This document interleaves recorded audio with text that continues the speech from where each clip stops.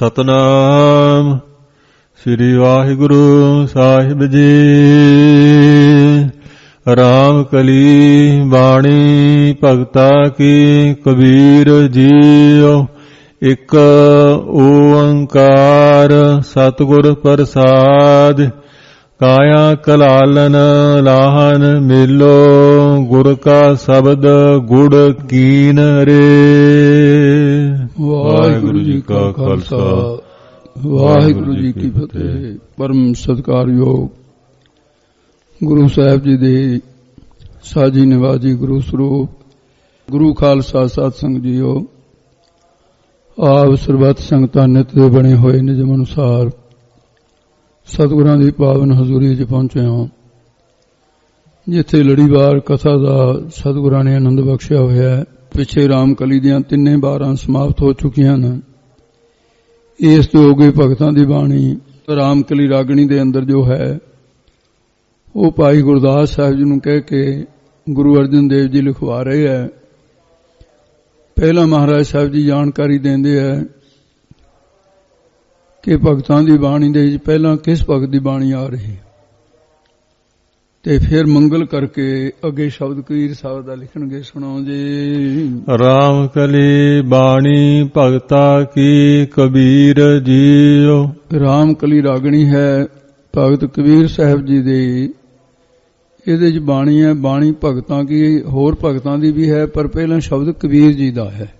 ਇਹ ਸੂਚਨਾ ਦਿੱਤੀ ਹੈ। ਇਕ ਓੰਕਾਰ ਸਤਿਗੁਰ ਪ੍ਰਸਾਦ। ਇੱਕ ਅਦੁੱਤੀ ਓੰਕਾਰ ਸਰਬ ਕਾ ਪ੍ਰਕਾਸ਼ ਸਤਨਾਸ ਤੋਂ ਰਹਿਤ ਹੈ। ਗੁਰ ਚੇਤਨ ਪ੍ਰਸਾਦ ਆਨੰਦ ਸਰੂਪ ਹੈ। ਸਤਿਗੁਰਾਂ ਦੀ ਪ੍ਰਸਾਦ ਕਿਰਪਾ ਦੁਆਰਾ ਪ੍ਰਾਪਤ ਹੁੰਦਾ ਹੈ। ਇਹ ਭਗਤ ਕਬੀਰ ਸਾਹਿਬ ਜੀ ਆਪ ਜੀ ਜਦੋਂ ਕਾਂਸ਼ੀ ਦੇ ਵਿੱਚ ਰਹਿ ਰਹੇ ਸੀ, ਇਹਨਾਂ ਦੇ ਕੋਲ ਬਹੁਤ ਪ੍ਰਸ਼ਨ ਕਰਨ ਵਾਲੇ ਗ੍ਰਸਤੀਆਂ ਦੇ ਵਿੱਚੋਂ ਵੀ, ਜੋਗੀਆਂ ਵਿੱਚੋਂ ਵੀ, ਨਾਥਾਂ ਵਿੱਚ ਵੀ ਆਉਂਦੇ ਰਹਿੰਦੇ। ਅੱਜ ਇੱਕ ਜੋਗੀ ਆਇਆ ਹੈ ਭਗਤ ਕਬੀਰ ਸਾਹਿਬ ਜੀ ਨੂੰ, ਕਿਉਂਕਿ ਕੁਝ ਗੋਰਖ ਮਤ ਦੇ ਜੋਗੀ ਜਿਹੜੇ ਆ ਸ਼ਰਾਬ ਪੀ ਲੈਂਦੇ ਐ ਤਾਂ ਇਹ ਨਿਖਿੱਧ, ਤੇ ਉਸ ਨੇ ਉਹਨਾਂ ਨੂੰ ਇਹ ਨਿਖਿੱਧ ਨਹੀਂ ਲੱਗਦਾ। ਜਿਹੜਾ ਨਸ਼ਾ ਕਰਦਾ ਉਹਨੂੰ ਇਹ ਠੀਕ ਲੱਗਦਾ, ਉਹਦੀ ਉਹ ਵਡਿਆਈ ਕਰਦਾ ਹੁੰਦਾ। ਜਿਹੜਾ ਸ਼ਰਾਬ ਪੀਂਦਾ ਸ਼ਰਾਬ ਦੀ ਵਡਿਆਈ ਕਰਦਾ, ਜਿਹੜਾ ਫੀਮ ਖਾਂਦਾ ਫੀਮ ਦੀ ਵਡਿਆਈ ਕਰਦਾ, ਜਿਹੜਾ ਵੀ ਕੋਈ ਵਰਤਦਾ ਹੈ ਨਾ ਉਹਦੀ ਵਡਿਆਈ ਕਰਦਾ। ਕਬੀਰ ਸਾਹਿਬ ਦੇ ਕੋਲ ਆ ਕੇ ਕਹਿਣ ਲੱਗਾ, ਇਹ ਜੋ ਹਰ ਵਕਤ ਸ਼ਰਾਬ ਦੇ ਨਸ਼ੇ ਵਿੱਚ ਮਸਤ ਰਹਿੰਦਾ ਸੀ, ਕਹਿਣ ਲੱਗਾ ਕਬੀਰ ਸਾਹਿਬ ਜੀ ਵੀ ਜਿਹੜੀ ਸ਼ਰਾਬ ਹੈ ਇਹਦੇ ਵਿੱਚ ਦੋਸ਼ ਦੱਸੋ ਕੀ ਹੈ। ਇਹ ਸਾਡੇ ਜੋਗੀ ਸਾਰੇ ਪੀ ਲੈਂਦੇ, ਤੁਸੀਂ ਵੀ ਥੋੜਾ ਜਿਹਾ ਪੀ ਲਿਆ ਕਰੋ, ਇਹਦੇ 'ਚ ਬੜੇ ਅਨਹਦ ਸ਼ਬਦ ਸੁਣਨ ਲੱਗ ਜਾਂਦੇ। ਕਬੀਰ ਸਾਹਿਬ ਕਹਿੰਦੇ ਸ਼ਰਾਬ ਪੀਣ ਨਾਲ? ਕਹਿੰਦੇ ਹਾਂ ਜੀ, ਬੜੇ ਆਨੰਦ ਸ਼ਬਦ ਸੁਣਦੇ ਆ, ਬੜਾ ਆਨੰਦ ਹੋ ਜਾਈਦਾ। ਸੁਣ ਕੇ ਕਬੀਰ ਸਾਹਿਬ ਜੀ ਕਹਿਣ ਲੱਗੇ, ਜੋਗੀ ਇਹ ਬਾਹਰ ਦੀ ਝੂਠੀ ਸ਼ਰਾਬ ਦੀ ਸਾਨੂੰ ਲੋੜ ਨਹੀਂ ਹੈ, ਅਸੀਂ ਸੱਚੀ ਸ਼ਰਾਬ ਪੀਤੀ ਹੋਈ ਹੈ। ਆਖੇ ਜੀ ਉਹ ਕਿਹੜੀ ਹੈ? ਕਹਿੰਦੇ ਗਿਆਨ ਰੂਪ ਸ਼ਰਾਬ ਪੀਤੀ ਹੋਈ ਹੈ। ਤਾਂ ਜੋਗੀ ਕਹਿਣ ਲੱਗਾ ਵੀ ਜਿਹੜੀ ਮੈਂ ਸ਼ਰਾਬ ਪੀਂਦਾ ਹਾਂ, ਕੱਢਦਾ ਹਾਂ, ਵੀ ਉਹਦੀ ਸਾਰੀ ਕੋਈ ਰੋਹ ਰੀਤ ਹੈ ਵੀ ਕਿਵੇਂ ਉਸ ਤਰ੍ਹਾਂ ਦੀ ਸ਼ਰਾਬ ਕੱਢੀ ਜਾਂਦੀ, ਕਿਵੇਂ ਪਾਣੀ 'ਚ ਗੁੜ ਘੋਲਿਆ ਜਾਂਦਾ ਹੈ, ਕਿਵੇਂ ਸ਼ੱਕ ਪਾਇਆ ਜਾਂਦਾ ਹੈ, ਕਿਵੇਂ ਭੱਠੀ ਤੇ ਕੱਢੀ ਜਾਂਦੀ। ਤੁਹਾਡੀ ਗਿਆਨ ਦੀ ਸ਼ਰਾਬ ਫਿਰ ਤੁਸੀਂ ਕਿਵੇਂ ਕੱਢਦੇ ਹੋ? ਜੇ ਤੁਸੀਂ ਗਿਆਨ ਨੂੰ ਸ਼ਰਾਬ ਕਿਹਾ ਤਾਂ ਕਿਵੇਂ ਕੱਢਦੇ ਹੋ? ਇਹ ਸੁਣ ਕੇ ਕਬੀਰ ਸਾਹਿਬ ਜੀ ਨੇ ਸ਼ਬਦ ਉਚਾਰਨ ਕੀਤਾ ਹੈ ਕਿ ਗਿਆਨ ਰੂਪੀ ਸ਼ਰਾਬ ਕੱਢਣ ਦੀ ਜਾਚ ਤੇ ਢੰਗ ਦੱਸਦੇ ਹਨ। ਕਾਇਆ ਕਲਾਲਨ ਲਾਹਨ ਮੇਲੋ। ਤੇ ਇਹਦਾ ਕਹਿੰਦੇ ਇਹ ਜੋਗੀ ਜਿਹੜੀ ਸ਼ਰਾਬ ਕੱਢਣ ਵਾਲੀ ਕਾਇਆ ਨਾਮ ਦੇਹ ਹੈ, ਤੇ ਦੇਹ ਰੂਪੀ ਕਲਾਲਨ ਨਾਮ ਹੈ ਮਿੱਟੀ ਦਾ, ਤੇ ਇਹ ਮਿੱਟੀ ਹੈ ਲਾਹਨ। ਇਹਦੇ ਵਿੱਚ ਪੂਰ ਸਮਗਰੀ ਜਿਹੜੀ ਇਹਨੂੰ ਮੇਲੋ ਮੇਲਣਾ ਕੀਤਾ ਹੈ। ਗੁਰ ਕਾ ਸ਼ਬਦ ਗੁੜ ਕੀਨ ਰੇ। ਜੀ ਗੁੜ ਕਿਹੜਾ ਪਾਇਆ ਇਹਦੇ ਵਿੱਚ? ਕਬੀਰ ਸਾਹਿਬ ਜੀ ਕਹਿੰਦੇ ਗੁਰੂ ਦੇ ਸ਼ਬਦ ਦਾ, ਗੁਰੂ ਦੇ ਉਪਦੇਸ਼ ਦਾ ਇਹ ਪਾਉਣਾ ਕੀਤਾ ਹੈ। ਗੁਰ ਕਾ ਸ਼ਬਦ ਗੁੜ ਕੀਨ ਰੇ। ਰੇ ਭਾਈ ਗੁਰੂ ਦੇ ਸ਼ਬਦ ਦਾ ਹੀ ਗੁੜ ਬਣਾਉਣਾ ਕੀਤਾ ਹੈ, ਬਾਹਰ ਵਾਲਾ ਗੁੜ ਘੋਲਣ ਦੀ ਲੋੜ ਨਹੀਂ ਹੈ। ਤ੍ਰਿਸ਼ਨਾ ਕਾਮ ਕ੍ਰੋਧ ਮਦ ਮਤਸਰ।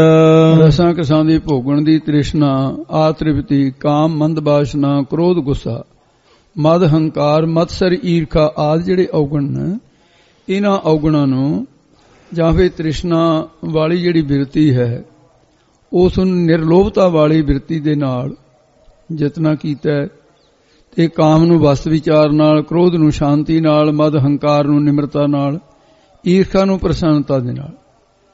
ਕਿਉਂ ਜਿਹੜੇ ਔਗਣ ਤੇ ਉਹਨਾਂ ਔਗਣਾਂ ਨੂੰ ਜਿਹੜੇ ਸੰਸਾਰ ਨੂੰ ਤੰਗ ਕਰਦੇ ਹਨ।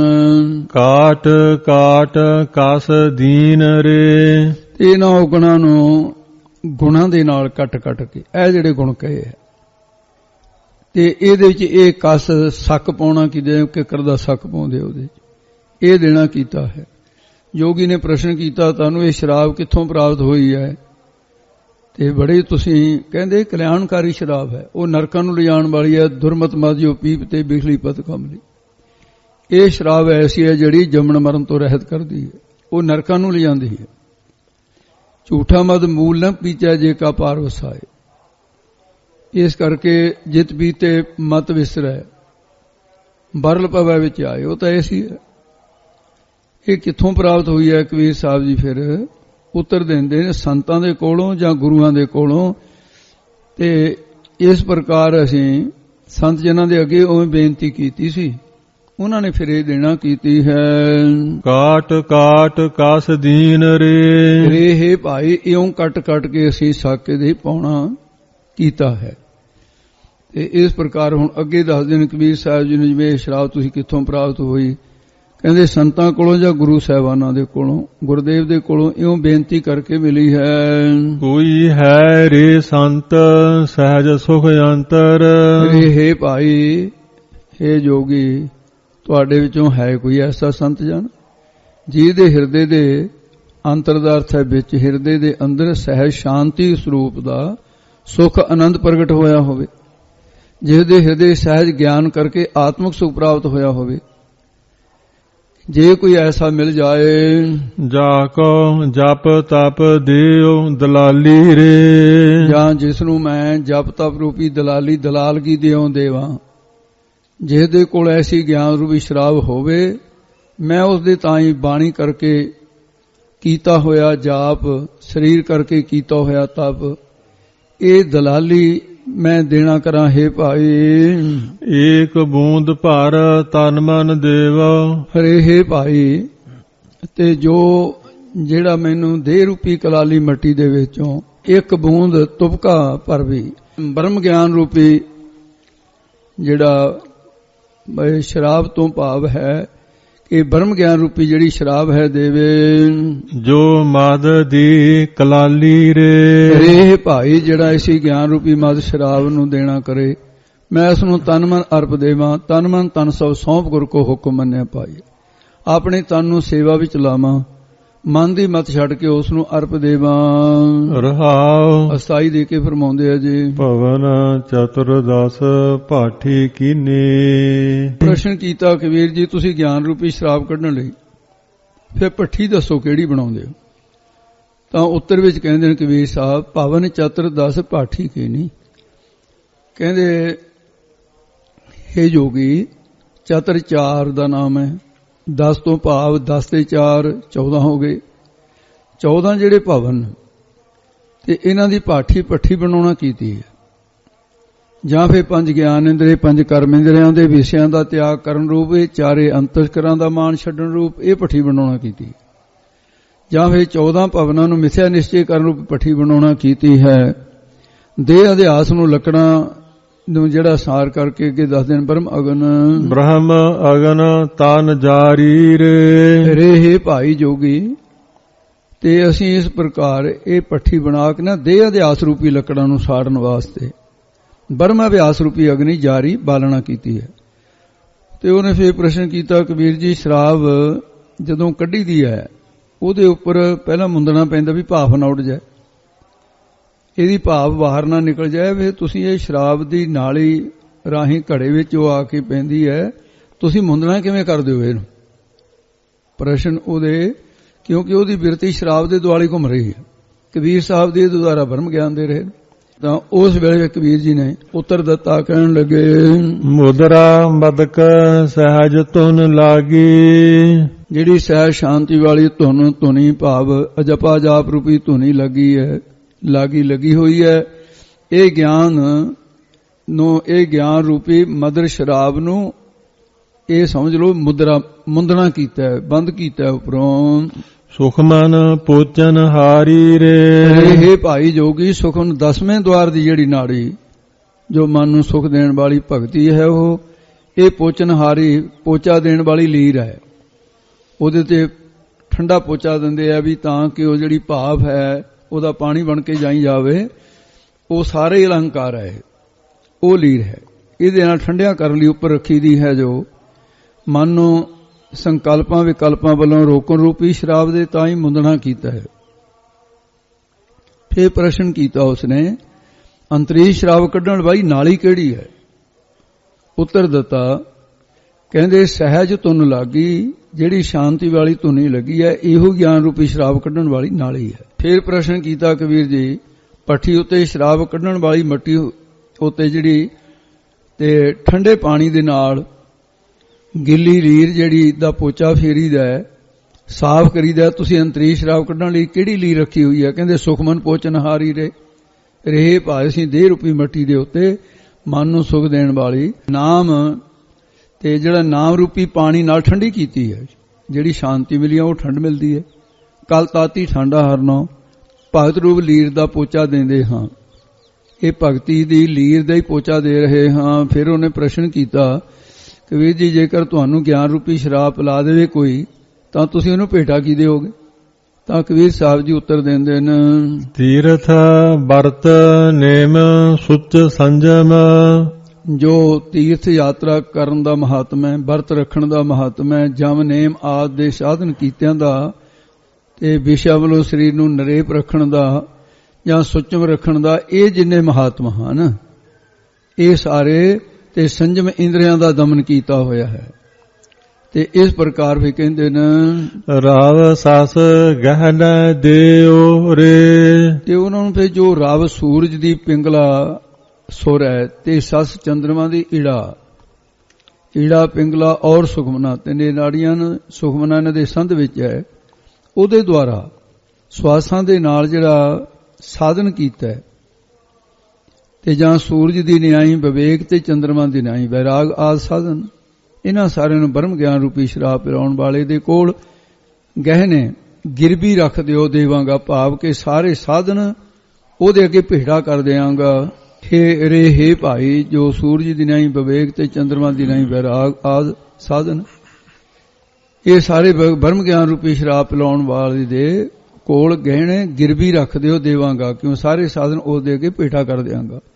ਫਿਰ ਉਹਨੇ ਕਿਹਾ ਕਬੀਰ ਸਾਹਿਬ ਜੀ, ਗਿਆਨ ਰੂਪੀ ਸ਼ਰਾਬ ਕਿਵੇਂ ਪੀਤੀ ਜਾਂਦੀ ਹੈ? ਉੱਤਰ ਦਿੰਦੇ ਨੇ, ਸੁਰਤ ਪਿਆਲ ਸੁਧਾ ਰਸ ਅੰਮ੍ਰਿਤ। ਹੇ ਭਾਈ, ਜੋ ਸੁਰਤ ਸ੍ਰੇਸ਼ਟ ਪ੍ਰੀਤੀ ਰੂਪ ਪਿਆਲਾ ਹੈ, ਚਿੱਤ ਦੀ ਸੁਰਤ ਬਿਰਤੀ ਇਕਾਗਰ ਕਰਨ ਰੂਪ ਪਿਆਲਾ ਹੈ, ਗਿਆਨ ਰੂਪੀ ਸ਼ਰਾਬ ਚ ਸੁਧਾ ਜਿਹੜਾ ਨਿਰੋਲ ਅੰਮ੍ਰਿਤ ਰਸ ਹੈ, ਜਾਂ ਚਿੱਤ ਨੂੰ ਸੁਧਾ ਸੁਧ ਕਰਨ ਵਾਲਾ ਬ੍ਰਹਮਾਨੰਦ ਰੂਪੀ ਰਸ ਹੈ, ਸੁਧਾ ਸੁਧ ਸਰੂਪ ਦੀ ਪ੍ਰਾਪਤੀ ਕਰਾਉਣ ਵਾਲਾ ਬ੍ਰਹਮਾਨੰਦ ਰੂਪੀ ਰਸ ਹੈ, ਜਾਂ ਸਾਰਿਆਂ ਦੇ ਮਨਾਂ ਦਾ ਜਿਹੜਾ ਸੁਧਾਰ ਕਰਨਾ, ਸੁਧ ਸਰੂਪ ਦੀ ਪ੍ਰਾਪਤੀ ਕਰਾਉਣ ਵਾਲਾ ਬ੍ਰਹਮਾਨੰਦ ਰੂਪੀ ਰਸ ਹੈ। ਤੇ ਇਸ ਤਰ੍ਹਾਂ ਜਿਹੜਾ ਸੋ ਸ੍ਰੇਸ਼ਟ ਬ੍ਰਹਮਾਨੰਦ ਰੂਪੀ ਇਹ ਰਸ, ਇਹਦੇ ਲਈ ਦੱਸਦੇ ਨੇ, ਇਹੋ ਮਹਾਰਸ ਪੀਓ ਰੇ। ਇਹ ਭਾਈ ਜੋਗੀ, ਇਹ ਮਹਾਰਸ ਵੱਡਾ ਬ੍ਰਹਮਾਨੰਦ ਰੂਪੀ ਰਸ ਹੈ, ਇਹਨੂੰ ਪੀਓ, ਪੀਣਾ ਕੀਤਾ ਹੈ। ਤੇ ਤੂੰ ਵੀ ਐਸੀ ਆ ਜਿਹੜੀ ਹੈ ਅੰਤਰੀਵ ਗਿਆਨ ਰੂਪੀ ਸ਼ਰਾਬ ਨੂੰ ਪੀਣਾ ਕਰ। ਉਹਨੇ ਕਿਹਾ ਕਬੀਰ ਜੀ, ਪ੍ਰਤੱਖ ਸ਼ਰਾਬ ਕੱਢਣ ਵਾਲੇ ਤੇ ਜਦੋਂ ਸ਼ਰਾਬ ਕੱਢਦੇ ਆ ਧਾਰ ਚੋਂਦੀ ਹੈ ਤੇ ਤਤੀਰੀ ਪੈਂਦੀ ਹੁੰਦੀ ਹੈ, ਬੂੰਦ ਬੂੰਦ ਡਿੱਗਦੀ ਹੈ, ਫਿਰ ਉਹ ਤੇਜ਼ ਹੋ ਜਾਂਦੀ ਹੈ। ਇਧਰ ਕਿਹੜੀ ਧਾਰ ਚੋ ਰਹੀ ਹੈ? ਇਹਦਾ ਉੱਤਰ ਦਿੰਦੇ ਨੇ, ਨਿਜਰ ਧਾਰ ਚੋਇ ਅਤ ਨਿਰਮਲ। ਜੋ ਬ੍ਰਹਮਾਕਾਰ ਬਿਰਤੀ ਹੈ, ਇਹ ਨਿਜਰ ਇੱਕ ਰਸ ਅਤ ਅਤਿਅੰਤ ਨਿਰਮਲ ਉਜਲ, ਵਿਸ਼ਿਆਂ ਦੀ ਮੈਲ ਤੋਂ ਰਹਿਤ ਕਰਨ ਵਾਲੀ ਬ੍ਰਹਮਾਨੰਦ ਰੂਪੀ ਇਹ ਧਾਰ ਚੋਏ ਚੋਂਦੀ ਹੈ। ਇਹ ਰਸ ਮਨੁਆ ਰਾਤੋ ਰੇ। ਇਹ ਜੋਗੀ ਇਸ ਰਸ ਦੇ ਵੀ ਸਾਡਾ ਮਨੁਆ ਰਾਤੋਂ ਰੰਗਿਆ ਹੋਇਆ ਹੈ। ਕਹਿ ਕਬੀਰ ਸਗਲੇ ਮਦ ਛੂਥੇ। ਕਬੀਰ ਸਾਹਿਬ ਜੀ ਕਹਿੰਦੇ ਇੱਕ ਸ਼ਰਾਬ ਕੀ ਸਾਰੇ ਜਿੰਨੇ ਨਸ਼ੇ ਸਾਰੇ ਐਵੇਂ ਫੋਕੀ ਨੇ ਤੁੱਛ ਮਾਤਰ ਨੇ। ਕਹੇ ਕਬੀਰ ਸਗਲੇ ਮਦ ਛੂਛੇ ਇਹ ਜਿਹੜੇ ਮਦ ਸ਼ਰਾਬ ਆ ਨਸ਼ੇ ਨੇ ਤੁੱਛ ਮਾਤਰ ਨੇ ਇਹ। ਇਸ ਕਰਕੇ ਭਾਵ ਕੀ ਨਰਕਾਂ ਨੂੰ ਲਿਆਉਣ ਵਾਲੇ ਹਨ। ਇਹ ਮਹਾਰਸ ਸਾਚੋ ਰੇ। ਫਿਰ ਇਹ ਭਾਈ ਜੋਗੀ ਇਹ ਰਸ ਇਹ ਜਿਹੜਾ ਵੱਡਾ ਰਸ ਹੈ ਮਹਾਰਸ ਮਹਾ ਵੱਡੇ ਨੂੰ ਕਹਿੰਦੇ ਆ।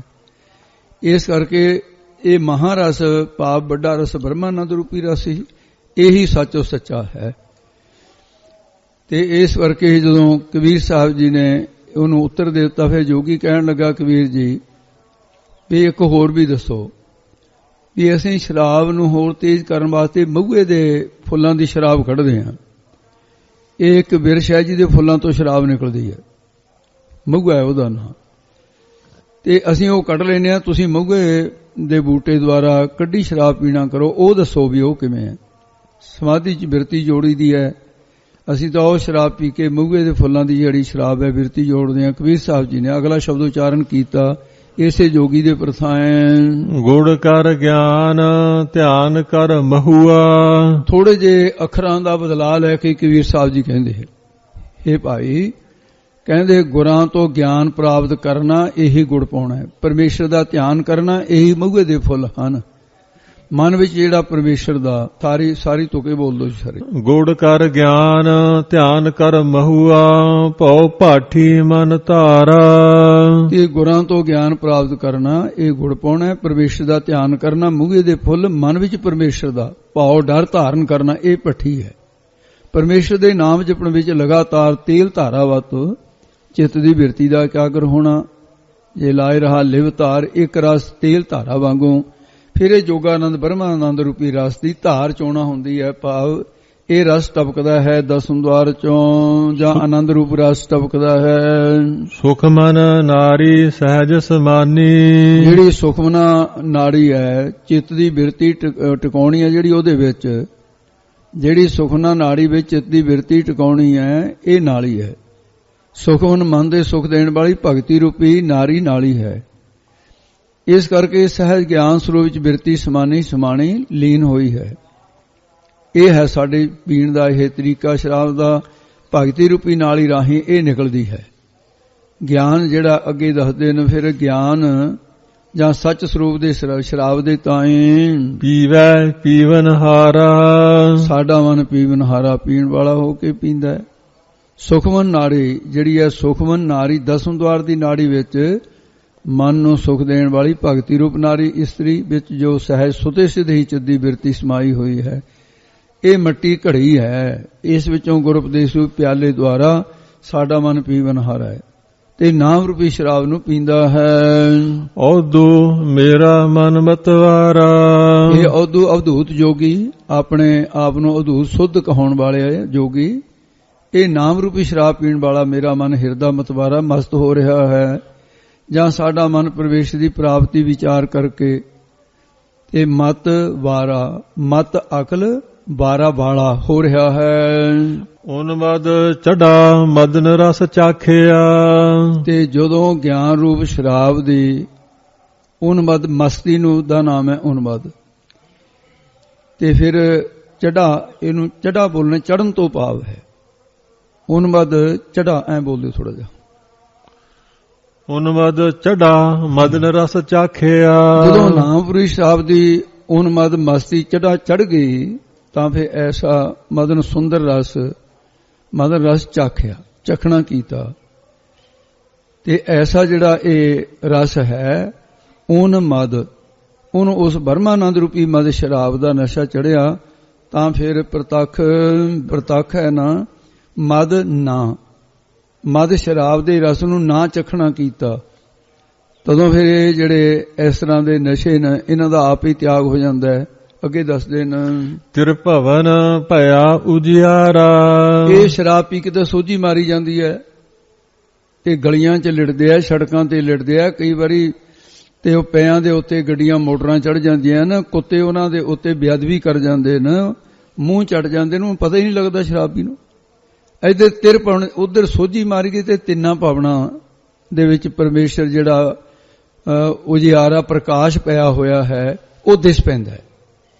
ਤਿੰਨਾਂ ਭਾਵਨਾ ਦਾ ਪ੍ਰਕਾਸ਼ ਹੋ ਗਿਆ, ਜੋ ਕੁਝ ਵਰਤਾਰਾ ਵਰਤ ਰਿਹਾ ਹੈ ਉਹ ਦਿਸ ਜਾਂਦਾ ਹੈ। ਪ੍ਰਸ਼ਨ ਕੀਤਾ ਜੋਗੀ ਨੇ, ਕਬੀਰ ਜੀ ਅਸੀਂ ਜੋਗੀ ਲੋਕ ਤਾਂ ਦੋ ਪੁੜ ਭਾਵ ਉੱਪਰਲਾ ਤੇ ਹੇਠਲਾ ਸਿਰਪੋਸ ਜੋੜ ਕੇ ਭੱਠੀ ਰਸਾਉਂਦੇ ਆ, ਤੁਸੀਂ ਫਿਰ ਇਹਦੇ 'ਚ ਕਿਸ ਪ੍ਰਕਾਰ ਰਸਾਉਂਦੇ ਹੋ ਭੱਠੀ ਨੂੰ? ਇਹਦਾ ਜਵਾਬ ਦਿੰਦੇ ਨੇ ਕਬੀਰ ਸਾਹਿਬ, ਰਹਾਉ ਅਸਥਾਈ ਦੇ ਕੇ ਫਰਮਾਨ ਕਰਦੇ ਆ ਜੀ ਅੱਗੇ, ਦੋਏ ਪੁਰ ਜੋਰ ਰਸਾਈ ਭਾਠੀ। ਰਾਗ ਤੇ ਵਿਵੇਕ ਇਹ ਦੋ ਪੁੜਨ, ਪਰੋਖ ਤੇ ਅਪਰੋਖ ਗਿਆਨ ਰੂਪ ਦੋਏ ਜਿਹੜੇ ਨੇ ਦੋ ਪੁਰ ਪੁੜਨ, ਇਹਨਾਂ ਨੂੰ ਫਿਰ ਜੋੜ ਕਰਕੇ ਅੰਤਹਿਕਰਨ ਰੂਪੀ ਭਾਠੀ ਭੱਠੀ ਨਾਮ ਰਸ ਵਿੱਚ ਰਸਾਈ ਰਸਾਉਣਾ ਕੀਤੀ ਹੈ। ਗੁਰ ਉਪਦੇਸ਼ ਦੁਆਰਾ ਫਿਰ ਜੀਵ ਏਕ ਦੀ ਏਕਤਾ ਰੂਪ ਦੋ ਪੁੜਾਂ ਨੂੰ ਜੋੜ ਕੇ ਬਿਰਤੀ ਰੂਪ ਭੱਠੀ ਰਸਾਉਣਾ ਕੀਤੀ ਹੈ। ਤੇ ਰਾਰਾ ਤੇ ਮੰਮਾ ਇਹਨਾਂ ਅੱਖਰਾਂ ਦੇ ਪੁੜ ਜੋੜ ਕੇ ਨਾਮ ਜਪ ਰੂਪੀ ਭੱਠੀ ਰਸਾਉਣਾ ਕੀਤੀ ਹੈ। ਇਹਦੇ ਚੋਂ ਫਿਰ ਬਹੁਤ ਭਾਰੀ ਅੱਗੇ ਦੱਸਦੇ ਹਨ, ਪੀਓ ਮਹਾਰਸ ਭਾਰੀ। ਤੇ ਮਹਾ ਵੱਡੇ ਰਸ ਵਾਲੀ ਬਰਮਾਨੰਦ ਰੂਪੀ ਸ਼ਰਾਬ ਪੀਓ ਪੀਣਾ ਕੀਤੀ ਹੈ। ਦੋਏ ਪਰ ਜੋਰ ਰਸਾਈ ਭਾਠੀ ਪੀਓ ਮਹਾਰਸ ਭਾਰੀ। ਜੋਗਾਨੰਦ ਰੂਪੀ ਸ਼ਰਾਬ ਨੂੰ ਤਿਆਰ ਕਰਨ ਦੇ ਲਈ ਤਨ ਦੇ 6 ਚੱਕਰਾਂ ਵਿੱਚ ਤਿੰਨ ਤਾਂ ਹੇਠਲੇ ਚੱਕਰ ਹੋ ਗਏ, ਮੂਲਾਧਾਰ ਜਿਹੜਾ ਮਲ ਤਿਆਗ ਸਥਾਨ ਹੈ ਤੇ ਉਹ ਮੂਲ ਸਥਾਨ ਉੱਥੇ ਚੱਕਰ ਹੈ, ਉਹਨੂੰ ਮੂਲਾਧਾਰ ਚੱਕਰ ਕਹਿੰਦੇ। ਸੋਏ ਸਥਾਨ ਚੱਕਰ ਉਹ ਪਿਸ਼ਾਬ ਵਾਲੀ ਜਗ੍ਹਾ ਹੈ। ਮਣੀਪੂਰਕ ਚੱਕਰ ਇਹ ਜਿਹੜਾ ਚੱਕਰ ਹੈ ਮਣੀਪੂਰਕ ਇਹ ਧੁਨੀ ਦੇ ਵਿੱਚ ਹੈ। ਇਹ ਚੱਕਰ ਹੇਠਾਂ ਤਿੰਨੇ, ਅੱਧ ਦੇ ਵਿੱਚੋਂ ਜਿਹੜਾ ਧੁਨੀ ਤੋਂ ਉੱਪਰ ਚੱਕਰ ਨੇ ਤਿੰਨ ਉੱਪਰਲੇ ਨੇ। ਅਨਾਹਤ ਚੱਕਰ ਹਿਰਦੇ ਦੇ ਵਿੱਚ ਹੈ ਤੇ ਵਿਸੁੱਧ ਚੱਕਰ ਹੈ ਜਿਹੜਾ ਉਹ ਕੰਠ ਦੇ ਵਿੱਚ ਹੈ। ਆਗਿਆ ਚੱਕਰ ਹੈ ਜਿਹੜਾ ਪ੍ਰਵਟਿਆਂ ਦੇ ਵਿੱਚ ਹੈ। ਇਹ ਦੋ ਪੁਰ ਜੋੜੇ ਹੈ। 10ਵੇਂ ਦੁਆਰ ਵਿੱਚ ਸਵਾਸਾਂ ਨੂੰ ਲੈ ਜਾਣ ਰੂਪੀ ਭੱਠੀ ਤੇ ਇਸ ਪ੍ਰਕਾਰ ਅਸੀਂ ਰਸਾਉਣਾ ਕੀਤੀ ਹੈ। ਇਸ ਕਰਕੇ ਪੀਓ ਮਹਾਰਸ ਭਾਰੀ। ਕਿਉਂ ਭਾਰੀ ਰਸ ਵਾਲੀ ਜੋਗਾਨੰਦ ਰੂਪੀ ਸ਼ਰਾਬ ਦੇ ਤਾਂ ਹੀ ਪੀਣਾ ਕੀਤਾ ਹੈ। ਕਬੀਰ ਸਾਹਿਬ ਨੂੰ ਅੰਤਰੀਵ ਸ਼ਰਾਬ ਕੱਢਣ ਦੇ ਲਈ ਕਹਿੰਦੇ ਫਿਰ ਤੁਸੀਂ ਇਹ ਦੱਸੋ ਲੱਕੜਾਂ ਕਿਹੜੀਆਂ ਤੁਹਾਡੇ ਕੋਲ, ਕਿਹੜੀਆਂ ਲੱਕੜਾਂ ਬਾਲਦੇ ਹੋ? ਉੱਤਰ ਦਿੰਦੇ ਨੇ, ਕਾਮ ਕ੍ਰੋਧ ਦੋਏ ਕੀਏ ਜਲੇਤਾ। ਕਾਮ ਤੇ ਕ੍ਰੋਧ ਇਹ ਦੋਨੇ ਹੇਠਾਂ ਜਲੇਤਾ ਜਲਾਉਣ ਵਾਲੀ ਲੱਕੜਾਂ ਬਣਾਉਣਾ ਕੀਏ ਕੀਤੇ ਹੈ। ਇਸ ਕਾਰਨ ਇਹ ਕਰਨ ਦੇ ਨਾਲ ਛੂਟ ਗਈ ਸੰਸਾਰੀ। ਤੇ ਇਸੇ ਕਾਰਨ ਹੁਣ ਸੰਸਾਰੀ ਕਿਰਿਆ ਛੁੱਟ ਗਈ ਹੈ। ਜਿਵੇਂ ਅਮਲੀ ਪੁਰਖ ਪ੍ਰਤੱਖ ਸ਼ਰਾਬ ਪੀ ਕੇ ਮਸਤ ਹੋ ਜਾਂਦਾ ਹੈ, ਉਹਦੀ ਬਿਰਤੀ ਸੰਸਾਰੀ ਵਿਸ਼ਿਆਂ ਵਿੱਚ ਫਸ ਜਾਂਦੀ ਹੈ। ਇਸੇ ਪ੍ਰਕਾਰ ਮੈਂ ਬ੍ਰਹਮਾਨੰਦ ਰੂਪੀ ਸ਼ਰਾਬ ਦੀ ਮਸਤੀ ਵਿੱਚ ਪਿਆ, ਸੰਸਾਰੀ ਕਿਰਿਆ ਸਾਰੀ ਛੁੱਟ ਗਈ ਹੈ। ਇਸ ਕਰਕੇ ਪ੍ਰਗਟ ਪ੍ਰਗਾਸ ਗਿਆਨ ਗੁਰ ਗੰਮਿਤ। ਪੂਰੇ ਸਤਿਗੁਰਾਂ ਤੋਂ ਜੋ ਇਹ ਸੁੱਧ ਗਿਆਤ ਪ੍ਰਾਪਤ ਹੁੰਦੀ ਹੈ, ਇਹ ਸਾਰੀ ਤੁਕ ਬੋਲ ਲੋ ਜੀ ਇਕੱਠੀ ਦਾ ਅਰਥ ਸੀ। ਸਤਿਗੁਰ ਤੇ ਸੁੱਧ ਪਾਈ। ਪੂਰਨ ਸਤਿਗੁਰਾਂ ਤੇ ਸੁੱਧ ਗਿਆਤ ਪਾਉਣਾ ਕੀਤੀ ਹੈ ਤੇ ਹਿਰਦੇ ਦੇ ਅੰਦਰ ਪ੍ਰਕਾਸ਼ ਚਾਨਣਾ ਗਿਆਨ ਸਰੂਪ ਪਰਮੇਸ਼ਰ ਫਿਰ ਪ੍ਰਗਟ ਹੋ ਗਿਆ। ਪਰ ਗੁਰੂ ਸਾਹਿਬ ਦੇ ਉਪਦੇਸ਼ ਦੁਆਰਾ ਅਪਰੋਖ ਗਿਆਨ ਦੀ ਪ੍ਰਾਪਤੀ ਕਰਕੇ ਹੀ ਗਮਤ ਜਾਣਿਆ ਹੈ। ਗੁਰਾਂ ਦੁਆਰਾ ਗਿਆਨ ਦੀ ਗਮਤਾ ਹੋਣ ਕਰਕੇ ਸੱਚ ਸਰੂਪ ਦੀ ਪ੍ਰਾਪਤੀ ਹੋਈ ਹੈ। ਜਿਨ੍ਹਾਂ ਗੁਰਾਂ ਦਾ ਗਿਆਨ ਵਿੱਚ ਜਿਹੜੀ ਗਮਤਾ ਹੈ ਤੇ ਉਹਨਾਂ ਦੁਆਰਾ ਹਿਰਦੇ ਦੇ ਵਿੱਚ ਪ੍ਰਕਾਸ਼ ਗਿਆਨ ਪ੍ਰਗਟ ਹੋਇਆ ਅਤੇ ਉਹਨਾਂ ਸਤਿਗੁਰਾਂ ਤੋਂ ਪਰਮੇਸ਼ਰ ਦੀ ਪ੍ਰਾਪਤੀ ਦੀ ਸੁੱਧ ਗਿਆਤ ਪਾਈ ਪਾਉਣਾ ਕੀਤੀ ਹੈ। ਦਾਸ ਕਬੀਰ ਤਾਸ ਮਦ ਮਾਤਾ। ਤੇ ਹੁਣ ਭਗਤ ਕਬੀਰ ਸਾਹਿਬ ਜੀ ਕਥਨ ਕਰਦੇ ਆ, ਦਾਸ ਕਬੀਰ ਤਾਸ ਮਦ ਮਾਤਾ। ਤੇ ਭਾਵ ਕੀ ਹੈ ਵੀ ਇਹ ਦਾਸਾ ਭਾਵ ਧਾਰ ਕੇ ਕਬੀਰ ਸਾਹਿਬ ਜੀ ਕਹਿੰਦੇ ਨੇ ਮੈਂ ਤਾਸ, ਤੇ ਜਿਹੜਾ ਤਾਸ ਉਹ ਬ੍ਰਹਮਾਨੰਦ ਰੂਪੀ ਮਦ ਸ਼ਰਾਬ ਦੇ ਨਸ਼ੇ ਵਿੱਚ ਮਾਤਾ ਮਸਤ ਹਾਂ, ਜਿਸ ਦੀ ਮਸਤੀ ਤੇ ਉਹ ਦੱਸਦੇ ਆ ਵੀ ਇਹ ਕਦੇ ਵੀ ਜਾਂਦੀ ਨਹੀਂ ਹੈ। ਹਾਂਜੀ ਬੋਲਦੇ। ਉਚਕ ਨਾ ਕਬਹੂ ਜਾਈ। ਤੇ ਭਾਈ ਉਚਕ ਪਾਠ ਹੈ ਜਿਹੜਾ, ਉਚਕ ਨਹੀਂ ਕਰਨਾ ਇਹਨੂੰ, ਅਦਕ ਤੋਂ ਬਿਨਾ ਪਾਠ ਹੈ ਇਹ। ਉਚਕ ਨਾ ਕਬਹੂ ਜਾਈ, ਉਹ ਕਦੇ ਵੀ ਇਹ ਮਸਤੀ ਜਿਹੜੀ ਹੈ ਫਿਰ ਤੇ ਉਚਕ ਨਾ ਉਥਾਨ ਨਹੀਂ ਹੁੰਦਾ ਇਹਦਾ ਮਸਤੀ ਤੋਂ। ਪਾਰ ਹਰ ਵਕਤ ਬਣੀ ਰਹਿੰਦੀ ਹੈ, ਭਾਵ ਇਹੀ ਹੈ, ਸਰੂਪ ਵਿੱਚ ਲੱਗੀ ਰਹਿੰਦੀ ਹੈ। ਇਹ ਅਪਰੋਕਤ ਅੰਤਰੀਵ ਸ਼ਰਾਬ ਬਾਰੇ ਦਿੱਤਾ ਕਬੀਰ ਸਾਹਿਬ ਜੀ ਦਾ ਉਪਦੇਸ਼ ਐਸਾ ਉਹਦੇ ਮਨ ਤੇ ਅਸਰ ਕਰ ਗਿਆ, ਉਹਨੇ ਸ਼ਰਾਬ ਛੱਡਣ ਦਾ ਪਰਨ ਕਰ ਲਿਆ ਕਿ ਅੱਜ ਤੋਂ ਬਾਅਦ ਸ਼ਰਾਬ ਨੂੰ ਹੱਥ ਵੀ ਨਹੀਂ ਲਾਵਾਂਗਾ, ਤੁਹਾਡੇ ਵਾਲੀ ਜੀ ਗਿਆਨ ਰੂਪੀ ਸ਼ਰਾਬ ਪੀਵਾਂਗਾ। ਤੇ ਇਸ ਪ੍ਰਕਾਰ ਉਹ ਸੇਵਕ ਬਣ ਗਿਆ, ਸਤਸੰਗੀ ਬਣ ਗਿਆ। ਤੇ ਇਸ ਕਰਕੇ ਫਿਰ ਅੰਤਰੀਵ ਗਿਆਨ ਰੂਪੀ ਸ਼ਰਾਬ ਪੀ ਕੇ ਪ੍ਰੇਮ ਦੀ ਮਸਤੀ ਵਿੱਚ ਲੱਗ ਗਿਆ। ਨਾਮ ਰੂਪੀ ਰੰਗ ਇਹਨੂੰ ਚੜ ਗਿਆ ਸੀ ਜੋਗੀ। ਇਹ ਦੋਨਾਂ ਸ਼ਬਦਾਂ ਦਾ ਭਾਵ ਸੀ। ਤੇ ਹੁਣ ਅੱਗੇ ਕਾਂਸੀ ਦੇ ਕੁਝ ਬ੍ਰਾਹਮਣ ਜਿਹੜੇ ਸਨ, ਬ੍ਰਾਹਮਣ ਲੋਕਾਂ ਨੇ ਭਗਤ ਕਬੀਰ ਸਾਹਿਬ ਦੇ ਕੋਲ ਆ ਕੇ ਕਿਹਾ ਕਿ ਕਬੀਰ, ਕਾਂਸੀ ਦੀ ਧਰਤੀ ਉਤੇ ਸ਼ਿਵ ਜੀ ਦਾ bar ਹੈ ਤੇ ਜਿਹੜਾ ਸਦਾ ਵਰਤ ਮੁਕਤੀ ਦਾ ਲਾਇਆ ਹੋਇਆ, ਜੇ ਤੂੰ ਸ਼ਿਵ ਜੀ ਦੀ ਉਪਾਸਨਾ ਨਹੀਂ ਕਰਨਾ, ਤੂੰ ਨਹੀਂ ਇਹ ਕਰਨੀ ਹੈ ਸ਼ਿਵ ਦੀ ਉਪਾਸਨਾ, ਫਿਰ ਤੂੰ ਮੁਕਤੀ ਲੈਣ ਵਾਸਤੇ ਇੱਥੇ ਕਾਂਸੀ ਕਿਉਂ ਬੈਠਾ ਹੈ? ਮੁਕਤੀ ਸ਼ਿਵ ਜੀ ਤੋਂ ਲੈਣਾ ਤੇ ਸ਼ਿਵ ਜੀ ਨੂੰ ਮੰਨਦਾ ਹੈ ਨਹੀਂ ਤੂੰ। ਇਹ ਗੱਲ ਸੁਣ ਕੇ ਕਬੀਰ ਸਾਹਿਬ ਕਹਿੰਦੇ, ਮੈਂ ਸ਼ਿਵ ਜੀ ਦੀ ਉਪਾਸਨਾ ਤਾਂ ਨਹੀਂ ਕਰਨੀ ਤੇ ਨਾ ਮੈਂ ਮੁਕਤੀ ਲੈਣੀ ਹੈ ਸ਼ਿਵ ਜੀ ਤੋਂ। ਜੇ ਤੁਹਾਨੂੰ ਕੰਸੀ 'ਚ ਮੇਰੇ ਰਹਿਣ ਦਾ ਇਤਰਾਜ਼ ਹੈ, ਮੈਂ ਅੱਜ ਤੋਂ ਕੰਸੀ ਛੱਡੀ ਥੋੜੀ। ਉਹ ਛੱਡ ਕੇ ਹੜੰਬੇ ਦੀ ਧਰਤੀ ਚਲੇ ਗਏ। ਗੰਗਾ ਤੋਂ ਪਾਰ ਉਹ ਜਿਹੜੀ ਧਰਤੀ ਹੈ ਤੇ ਮਗਹਰ ਧਰਤੀ ਉਸ ਨੂੰ ਕਿਹਾ ਜਾਂਦਾ ਹੈ, ਉਹਨੂੰ ਹੜੰਬੇ ਦੀ ਧਰਤੀ ਵੀ ਕਿਹਾ ਜਾਂਦਾ ਹੈ।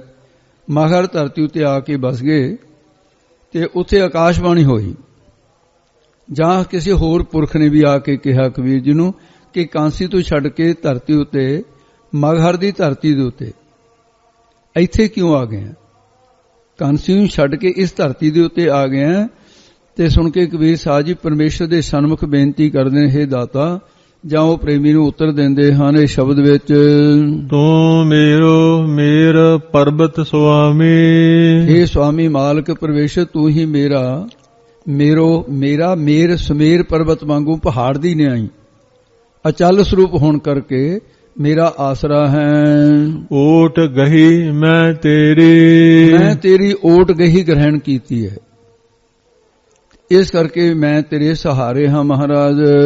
ਨਾ ਤੁਮ ਡੋਲੋ ਨਾ ਹਮ ਗਿਰਤੇ। ਇਹ ਪਿਆਰੇ ਪਰਮੇਸ਼ਰ, ਤੁਸੀਂ ਅਚਲ ਸਰੂਪ ਹੋਣ ਕਰਕੇ ਕਦੇ ਵੀ ਕਾਲ ਆਦਿ ਦੇ ਡਲਾਉਣੇ ਕਰਕੇ ਡੋਲਦੇ ਨਹੀਂ ਹੋ।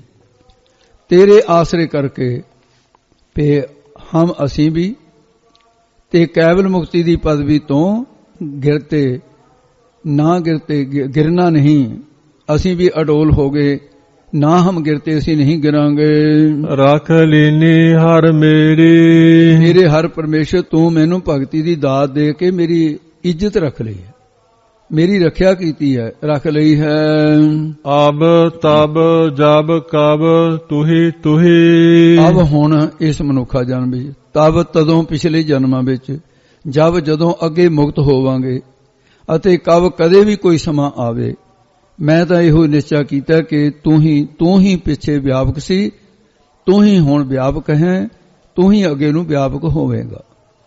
ਅਬ ਹੁਣ ਵਰਤਮਾਨ ਸਮੇਂ ਵਿੱਚ, ਤਬ ਤਦੋਂ ਭੂਤਕਾਲ ਵਿੱਚ, ਅੱਗੇ ਆਉਣ ਵਾਲੇ ਭਵਿੱਖਤ ਕਾਲ ਵਿੱਚ, ਜਦੋਂ ਕੇਵਲ ਇੱਕ ਤੂੰ ਹੀ ਹੈ ਤੇ ਹੋਰ ਦਿੱਤੇ ਬਿਨਾਂ ਹੋਰ ਕੋਈ ਆਸਰਾ ਨਹੀਂ।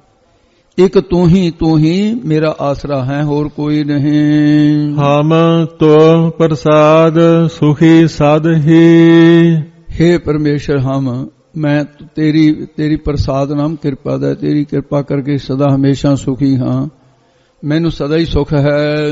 ਰਹਾਉ ਅਸਾਈ ਦੇ ਕੇ ਕਹਿੰਦੇ ਜੇ, ਤੋਰੇ ਭਰੋਸੇ ਮਗਹਰ ਬਸਿਓ। ਕਹਿੰਦੇ हे ਪਰਮੇਸ਼ਰ, ਤੇਰੇ ਭਰੋਸੇ ਹੀ ਮੈਂ ਮਗਹਰ ਇਹ ਧਰਤੀ 'ਚ ਬਸਿਆ ਹਾਂ, ਆ ਕਰਕੇ ਵਿਸ਼ਵਾਸ ਕਰਕੇ ਵੀ ਮੈਨੂੰ ਮੁਕਤ ਕਰੇਗਾ।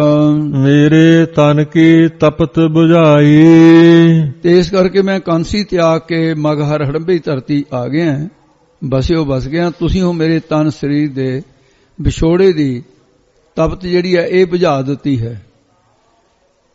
ਤੇ ਕਿਉਂਕਿ ਇਹ ਧਰਤੀ ਦੇ ਉੱਤੇ ਪ੍ਰਤੱਖ ਦਰਸ਼ਨ ਹੋਏ ਕਬੀਰ ਸਾਹਿਬ ਨੂੰ ਉੱਥੇ ਕਾਂਸੀ 'ਚ ਵੀ ਦਰਸ਼ਨ ਹੋਏ। ਇਸ ਕਰਕੇ ਉਹਦਾ ਜ਼ਿਕਰ ਕਰਦੇ ਹਨ ਜੇ ਪਹਿਲੇ ਦਰਸ਼ਨ ਮਗਹਰ ਪਾਇਓ। ਹਮ ਤੋਏ ਪ੍ਰਸਾਦ, ਇਹ ਪ੍ਰਸਾਦ ਦੱਦੇ ਦੀ ਸਿਹਾਰੀ ਜਿਹੜੀ ਆ ਸਾਰਿਆਂ ਹੈਗੀ ਭਾਈ ਪੋਥੀਆਂ 'ਚ। ਕਿਸੇ ਕੋਲ ਦੱਦੇ ਦੀ ਸਿਹਾਰੀ ਨਾ ਹੋਵੇ ਤਾਂ ਦੱਸ ਸਕਦਾ ਹੈਗੀ? ਨਹੀਂ ਹੈ। ਇਹ 2 ਪਾਠ ਨਾਲ ਦੇ ਵਿੱਚ ਮੇਰਾ ਵੀ ਚੇਤਾ ਵਿਸਰੇ, ਚੰਗਾ ਇਸ ਤਰ੍ਹਾਂ ਯਾਦ ਵੀ ਕਰਾ ਦਿਆ ਕਰੋ ਭਾਈ, ਤੁਹਾਡੀ ਨਾਲ ਜ਼ਿੰਮੇਵਾਰੀ ਵੀ ਹੈ ਨਾਲ। ਇਹਦੇ ਵਿੱਚ ਇਹ ਨਿਰਣਾ ਹੋਇਆ ਹੈ, ਸਰੂਪ ਜਿਹੜੇ ਦੇਖੇ ਗਏ ਹੈ ਵੀ ਜਿਹੜਾ ਦੱਦੇ ਦੀ ਸਿਹਾਰੀ ਤੋਂ ਬਿਨਾਂ ਪਾਠ ਹੈ ਨਾ, ਇਹ ਸਹੀ ਸੁੱਧ ਇਹ ਮੰਨਿਆ ਵੀ ਆਹ ਪਾਠ ਸੁੱਧ ਹੈ ਸੰਪਰਦਾ ਦੇ ਵੀ। ਇਸ ਕਰਕੇ ਧਿਆਨ ਰੱਖਣਾ ਵੀ ਦੱਦੇ ਦੀ ਸਿਹਾਰੀ ਇੱਥੇ ਹੈ ਨਹੀਂ, ਐ ਸਮਝ ਕੇ ਪਕਾਉਣਾ ਆਪ ਜੀ ਨੇ। ਤੇ ਇਸ ਪ੍ਰਕਾਰ ਅੱਗੇ ਹੁਣ ਦੱਸਦੇ ਹਨ ਜੀ, ਸੁਣੋ। ਪਹਿਲੇ ਦਰਸ਼ਨ ਮਗਹਰ ਪਾਇਓ। ਤੇ ਪਹਿਲਾਂ ਦਰਸ਼ਨ ਜਿਹੜਾ ਹੈ ਇੱਥੇ ਸਾਧ ਸੰਗਤ ਜੀ 99 ਰੀਤ ਦੇ ਅਨੁਸਾਰ ਹੈ, ਕਿਉਂਕਿ ਕਾਂਸੀ ਦੇ ਵਿੱਚੋਂ ਜਦੋਂ ਮਗਹਰ ਆ ਗਏ ਸੀ ਫੁੜ ਕੇ ਗਏ ਨਹੀਂ ਉੱਥੇ, ਫਿਰ ਉੱਥੇ ਹੀ ਸਰੀਰ ਤੇ ਆ ਗਿਆ ਕਬੀਰ ਸਾਹਿਬ ਨੇ। ਪਹਿਲੇ ਦਰਸ਼ਨ ਤੇ ਕਾਂਸੀ ਪਾਇਓ, ਇਹ ਅੱਖਰਾਂ ਧਿਆਨ ਰੱਖੋ, ਅੱਖਰ ਉਧਰ ਉਧਰ ਲੈ ਕੇ ਇਹਨੂੰ 99 ਰੀਤ ਕਹਿੰਦੇ ਨੇ। ਪਹਿਲੇ ਦਰਸ਼ਨ ਕਾਂਸੀ ਪਾਇਓ, ਮੈਂ ਪਹਿਲਾਂ ਦਰਸ਼ਨ ਤੁਹਾਡੇ ਕਾਂਸੀ ਵਿੱਚ ਪਾਏ ਸੀ। ਸਾਰੀ ਤੂੰ ਇਕੱਠੀ ਬੋਲ ਦੋ ਜੀ, 99 ਲਾਉਣੇ ਮੈਂ ਦੇ। ਪਹਿਲੇ ਦਰਸ਼ਨ ਮਗਹਰ ਪਾਇਓ, ਹੁਣ ਕਾਂਸੀ ਬਸੇ ਆਈ। ਪਹਿਲਾ ਦਰਸ਼ਨ ਮੈਂ ਕਾਂਸੀ ਦੇ ਚ ਪਾਇਓ, ਪਾਉਣਾ ਕੀਤਾ, ਅਤੇ ਫਿਰ ਫੁਨ ਪੁਨ੍ਹਾ ਕਾਂਸੀ ਤੋਂ ਬਾਅਦ ਮਗਹਰ ਦੀ ਧਰਤੀ ਵਿੱਚ ਆ ਕਰਕੇ ਬਸੇ। ਹੁਣ ਇੱਥੇ ਆ ਕੇ ਬਸ ਗਏ ਹੈ। ਤੋ ਇਸ ਕਰਕੇ ਹੇ ਪਰਮੇਸ਼ਰ ਪਹਿਲਾਂ ਤੇਰੀ ਭਗਤੀ ਦਾ, ਹੁਣ ਜਿਹੜਾ ਜਿਸ ਤਰ੍ਹਾਂ ਅੱਖਰ ਪਹਿਲੇ ਦਰਸ਼ਨ ਮਗਹਰ ਪਾਇਓ, ਹੇ ਪਰਮੇਸ਼ਰ ਪਹਿਲਾਂ ਤੇਰੀ ਭਗਤੀ ਦਾ ਮਾਰਗ ਚੱਲਣਾ ਜਿਹੜਾ ਕੀਤਾ ਹੈ, ਤੇ ਉਹ ਤੇ ਫਿਰ ਤੇਰਾ ਅੰਤਸਕਰ ਰੂਪੀ ਮਗਹਰ ਦੀ ਧਰਤੀ ਦੇ ਅੰਦਰ ਦਰਸ਼ਨ ਪਾਉਣਾ ਕੀਤਾ।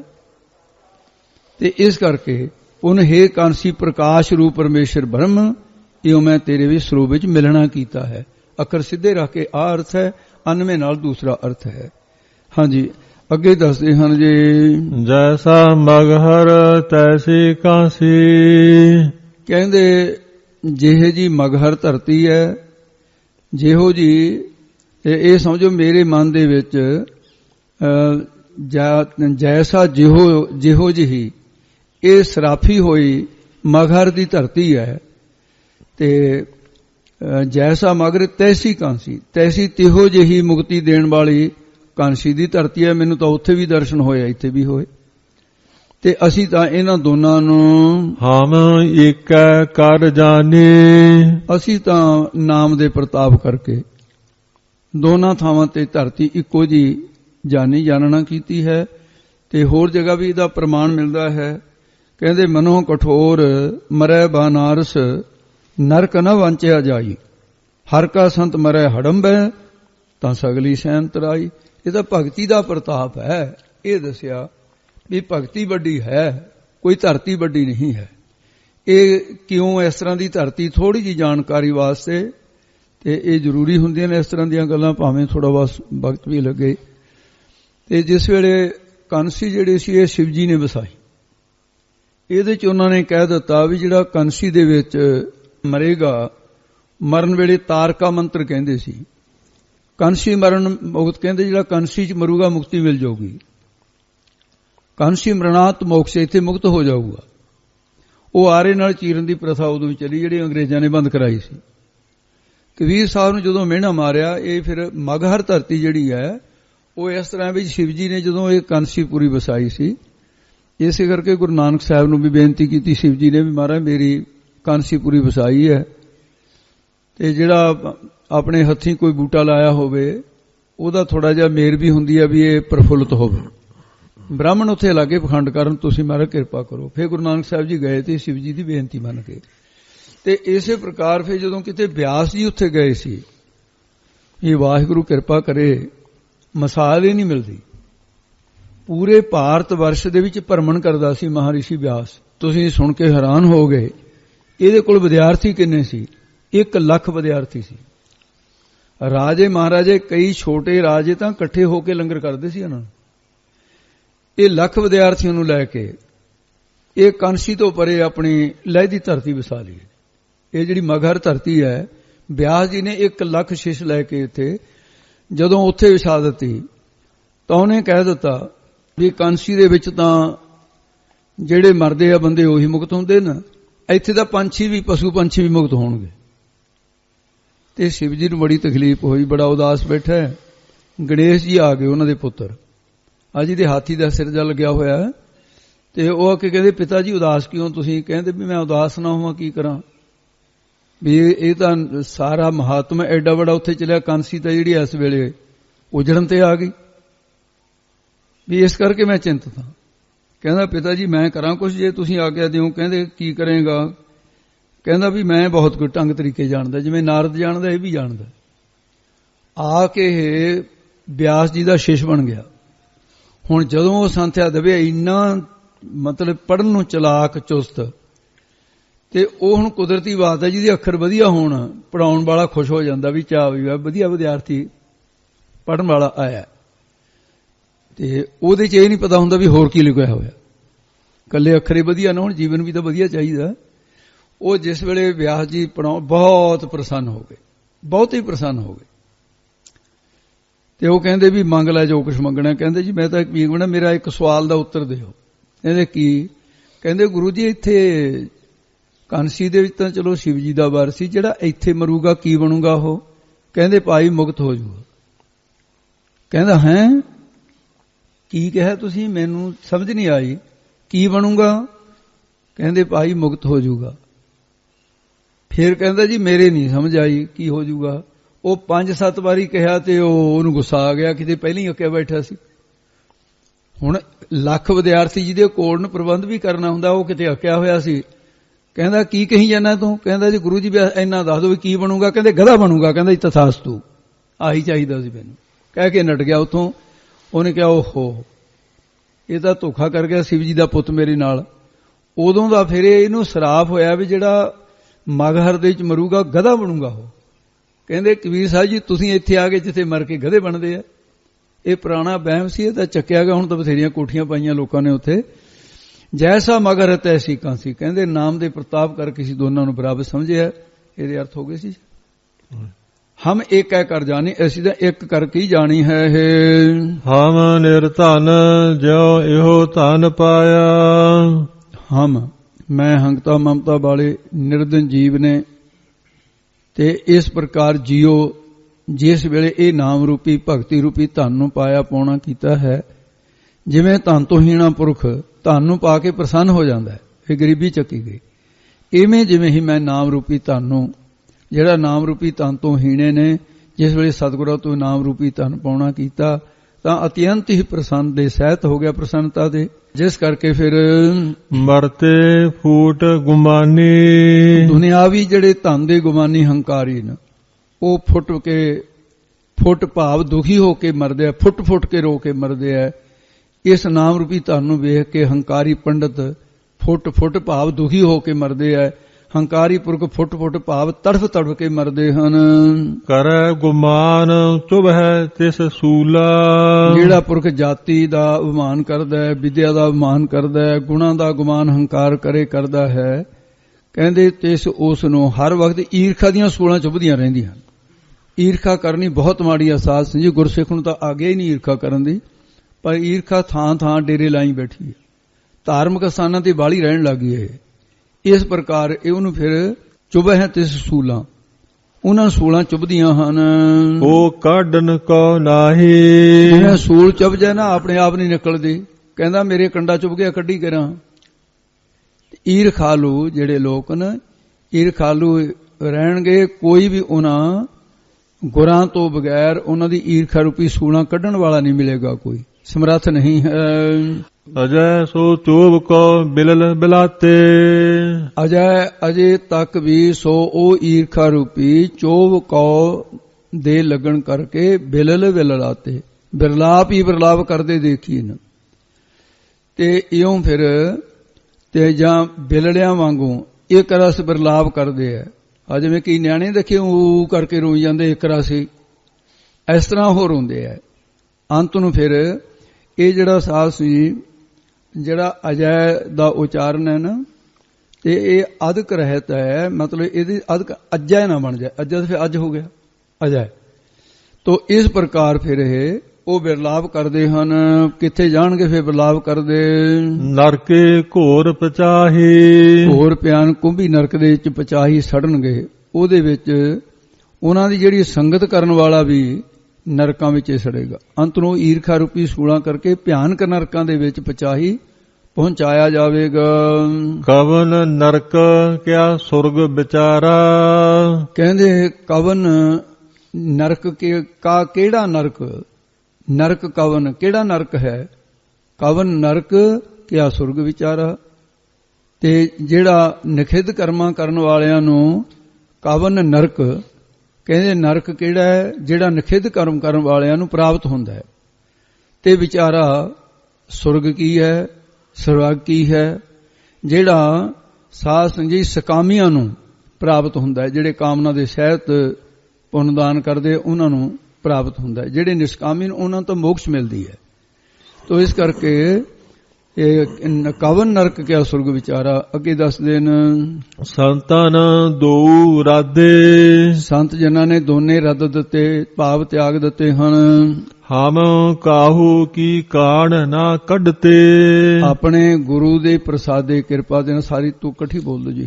ਹਮ ਕਾਹੂ ਕੀ ਕਾਣ ਨਾ ਕੱਢਤੇ, ਆਪਣੇ ਗੁਰ ਪ੍ਰਸਾਦੇ, ਆਪਣੇ ਗੁਰੂ ਦੇ ਪ੍ਰਸਾਦੇ ਕਿਰਪਾ ਦੇ ਨਾਲ ਕਿ ਅਸੀਂ ਜਿਹੜਾ ਨਿਖਿਧ ਕਰਮ ਕਰਕੇ ਜਿਹੜਾ ਨਰਕਾਂ ਨੂੰ ਜਾਣਾ ਸੀ, ਸਕਾਮ ਕਰ ਕਰਕੇ ਜਿਹੜਾ ਸਵਰਗ ਨੂੰ ਜਾਣਾ ਸੀ, ਅਸੀਂ ਤਾਂ ਇਹ ਕੱਢੇ ਦਿੱਤੇ ਦੋਨੇ, ਕਾਨ ਕਨੌੜੀ ਚੱਕਤੀ ਉਹਨਾਂ ਦੀ। ਇਸ ਕਰਕੇ ਇਹਨਾਂ ਦੋਨਾਂ ਦੀ, ਕਿਉਂਕਿ ਸਕਾਮ ਕਰਮ ਨਹੀਂ ਕੀਤੇ ਵੀ ਸੁਰਗ ਨੂੰ ਜਾਈਏ ਤੇ ਮਾੜੇ ਕਰਮ ਨਹੀਂ ਕੀਤੇ ਵੀ ਨਰਕ ਨੂੰ ਜਾਈਏ। ਅਸੀਂ ਕਿਸੇ ਦੀ ਵੀ ਕਾਨ ਕਨੌੜ ਨਹੀਂ ਕੱਢਦੇ। ਮੈਨੂੰ ਕਿਸੇ ਦੀ ਮੁਤਾਜਗੀ ਨਹੀਂ ਰਹੀ ਹੈ। ਪ੍ਰਭੂ ਕੋ ਸਿਮਰਨ ਸੇ ਬਹੁਮੋਤਾਜੇ ਹੋ ਗਏ। ਅਬ ਤਾਂ ਜਾਏ ਚੜੀ ਸਿੰਘਾਸਨ, ਤੇ ਅਬ ਹੁਣ ਤਾਂ ਤੁਰਿਆ ਪਦ ਰੂਪੀ ਸਿੰਘਾਸਨ ਮਿਲ ਗਿਆ, ਤਖਤ ਉਹਦੇ ਉੱਤੇ ਜਾ ਚੜੇ ਹੈ। ਇਸ ਕਰਕੇ ਜਿੱਥੇ ਮਿਲੀ ਹੈ ਸਾਰਿੰਗ ਪਾਨੀ, ਜਿੱਥੇ ਮੈਨੂੰ ਸਾਰੰਗ ਪਾਣੀ ਪਰਮੇਸ਼ਰ ਮਿਲਿਆ, ਜਿਹਦੇ ਸਾਰੰਗ ਨਾਮੇ ਧਨਕ ਹੱਥਾਂ ਦੇ ਪਾਣੀ, ਪਾਣੀ ਹੱਥਾਂ ਨੂੰ ਕਹਿੰਦੇ ਆ, ਪਕੜਿਆ ਹੋਇਆ ਹੈ, ਉਹ ਪਰਮੇਸ਼ਰ ਮੈਨੂੰ ਮਿਲ ਗਿਆ ਹੈ। ਸਾਰੰਗ ਨਾਮੇ ਧਨਕ ਨੂੰ ਜਿਨ੍ਹਾਂ ਨੇ ਹੱਥਾਂ ਵਿੱਚ ਪੜਿਆ ਹੋਇਆ ਉਹ ਮਿਲ ਗਿਆ। ਜਿਵੇਂ ਸਾਰੰਗ ਬਬੀਹਾ ਸਵਾਂਤੀ ਪਾਣੀ ਬੂੰਦ ਨੂੰ ਚੇਤੇ ਕਰਦਾ ਹੈ, ਇਉਂ ਮੈਂ ਜਗਿਆਸੂ ਰੂਪ ਬਬੀਹਾ ਨਾਮ ਪ੍ਰਭੂ ਸਵਾਂਤੀ ਬੂੰਦ ਨੂੰ ਚੇਤੇ ਕਰਕੇ ਪਰਮੇਸ਼ਰ ਨਾਲ ਮਿਲ ਗਿਆ ਹਾਂ। ਤੋ ਇਸ ਕਰਕੇ ਦਾਸ ਕਮੀਰ ਚੜਿਓ ਗੜ ਉਪਰ ਰਾਜ ਲਿਓ ਅਵਨਾਸੀ, ਉਹ ਪਦਵੀ ਪ੍ਰਾਪਤ ਹੋ ਗਈ। ਹੁਣ ਮੈਂ 10ਵੇਂ ਦਵਾਰ ਰੂਪੀ ਸਿੰਘਾਸਨ ਉੱਤੇ ਚੜ ਗਿਆ। ਚੇਤਨ ਦੀ ਲਾਟ ਰੂਪੀ ਸਿੰਘਾਸਨ ਜਿਹੜਾ ਚੇਤਨ ਦੀ ਲਾਟ ਰੂਪੀ ਸਾਰੰਗ ਪਾਣੀ ਪਰਮੇਸ਼ਰ ਮੈਨੂੰ ਮਿਲ ਗਿਆ ਹੈ। ਰਾਮ ਕਬੀਰਾ ਏਕ ਭਏ ਹੈ। ਕਬੀਰ ਸਾਹਿਬ ਜੀ ਕਹਿੰਦੇ ਹੈ ਵੀ ਹੁਣ ਮੈਂ ਕਬੀਰ ਤੇ ਰਾਮ ਪਰਮੇਸ਼ਰ, ਆਤਮਾ ਪ੍ਰਾਤਮਾ, ਆਤਮਾ ਪਰਮਾਤਮਾ ਇਹ ਇੱਕ ਰੂਪ ਹੀ ਹੋ ਗਿਆ। ਆਤਮਾ ਪ੍ਰਾਤਮਾ ਏਕੋ ਕਰੇ ਅੰਤਰ ਕੀ ਦੁਬਦਾ ਅੰਤਰ ਮਰੇ, ਪਏ ਹੋ ਗਏ ਹਾਂ। ਰਾਮ ਕਬੀਰਾ ਏਕ ਪਏ ਹੈ। ਮੈਂ ਜੀਵ ਤੇ ਈਸ਼ਵਰ, ਤੇ ਜਿਹੜਾ ਮੈਂ ਜੀਵ ਈਸ਼ਵਰ ਭਾਵ ਜੀ ਵਿੱਚ, ਈਸ਼ਵਰ ਭਾਵ ਜੀਵ ਤੇ ਈਸ਼ ਦੀ ਏਕਤਾ ਹੋਣ ਕਰਕੇ ਦੋਵੇਂ ਇੱਕ ਰੂਪ ਹੋ ਗਏ ਆ। ਇਸ ਕਰਕੇ ਕੋਈ ਨਾ ਸਕੈ ਪਛਾਨੀ, ਪਾਣੀ 'ਚ ਪਾਣੀ ਮਿਲਾ ਦਿਆ, ਜਿਵੇਂ ਪਾਣੀ ਨੂੰ ਕੋਈ ਛਾਣ ਸਕਦਾ, ਜਿਉਂ ਜਲ ਮੇ ਜਲ ਆਏ ਖਟਾਨਾ, ਤੇ ਇਸੇ ਪ੍ਰਕਾਰ ਕੋਈ ਪਛਾਣ ਨਹੀਂ ਸਕਦਾ ਵੀ ਹੁਣ ਕਬੀਰ ਹੈ ਕਿ ਰਾਮ ਹੈ, ਰਾਮ ਹੈ ਕਿ ਕਬੀਰ ਹੈ। ਇੱਕ ਹੋ ਗਏ। ਕਬੀਰ ਤੂੰ ਕਰਤਾ ਤੂੰ ਹੁਆ ਮੁਝ में रहा न हूं, जब आपा पर का मिट गया जब देखो ता तू ही तू रह गया है। इस करके हुण कोई सियाण नहीं सकता है, कोई ना सकै पछाने। जीव ईश ਦੀ ਏਕਤਾ ਹੋ ਗਈ ਹੈ। ਤੇ ਫਿਰ ਕਬੀਰ ਸਾਹਿਬ ਜੀ ਦੇ ਕੋਲ ਜਦੋਂ ਕਾਂਸੀ 'ਚ ਰਹਿੰਦੇ ਸੀ, ਪੰਡਤ ਬੜੀ ਈਰਖਾ ਕਰਿਆ ਕਰਦੇ ਨੇ, ਤੇ ਈਰਖਾ ਸਿਰੇ ਤੱਕੇ ਨਹੀਂ ਛੱਡੀ। ਹਰ ਵਕਤ ਕਬੀਰ ਸਾਹਿਬ ਜੀ ਦੀ ਨਿੰਦਿਆ ਹੀ ਕਰਦੇ ਰਹਿੰਦੇ, ਬਹੁਤ ਸਾਰੇ ਦੁੱਖ ਵੀ ਦਿੰਦੇ ਕਬੀਰ ਸਾਹਿਬ ਨੂੰ।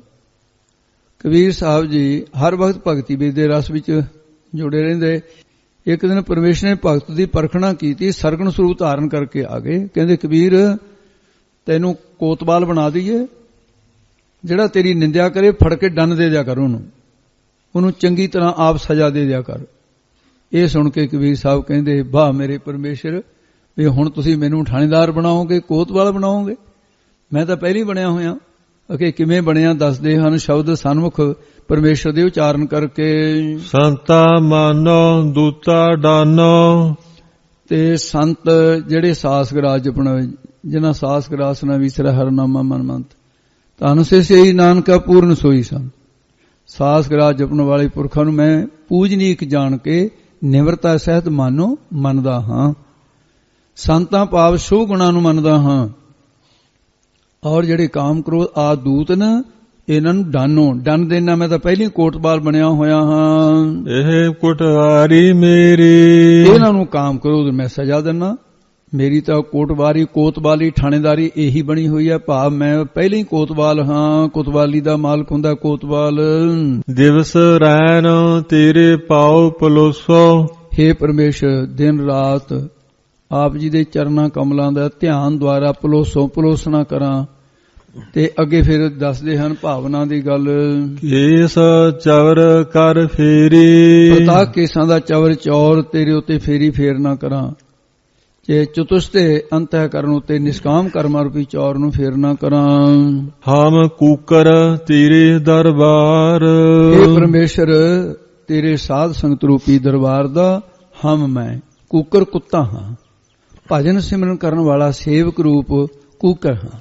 ਮੈਂ ਸਰੀਰ ਦੀ ਰੱਖਿਆ ਕਰਨ ਵਾਲੇ ਵਿਕਾਰਾਂ ਨੂੰ ਅੰਦਰੋਂ ਜਿਹੜਾ ਮੇਟਣ ਵਾਸਤੇ ਹਮ ਕੂਕਰ ਤੇਰੇ ਦਰਬਾਰ।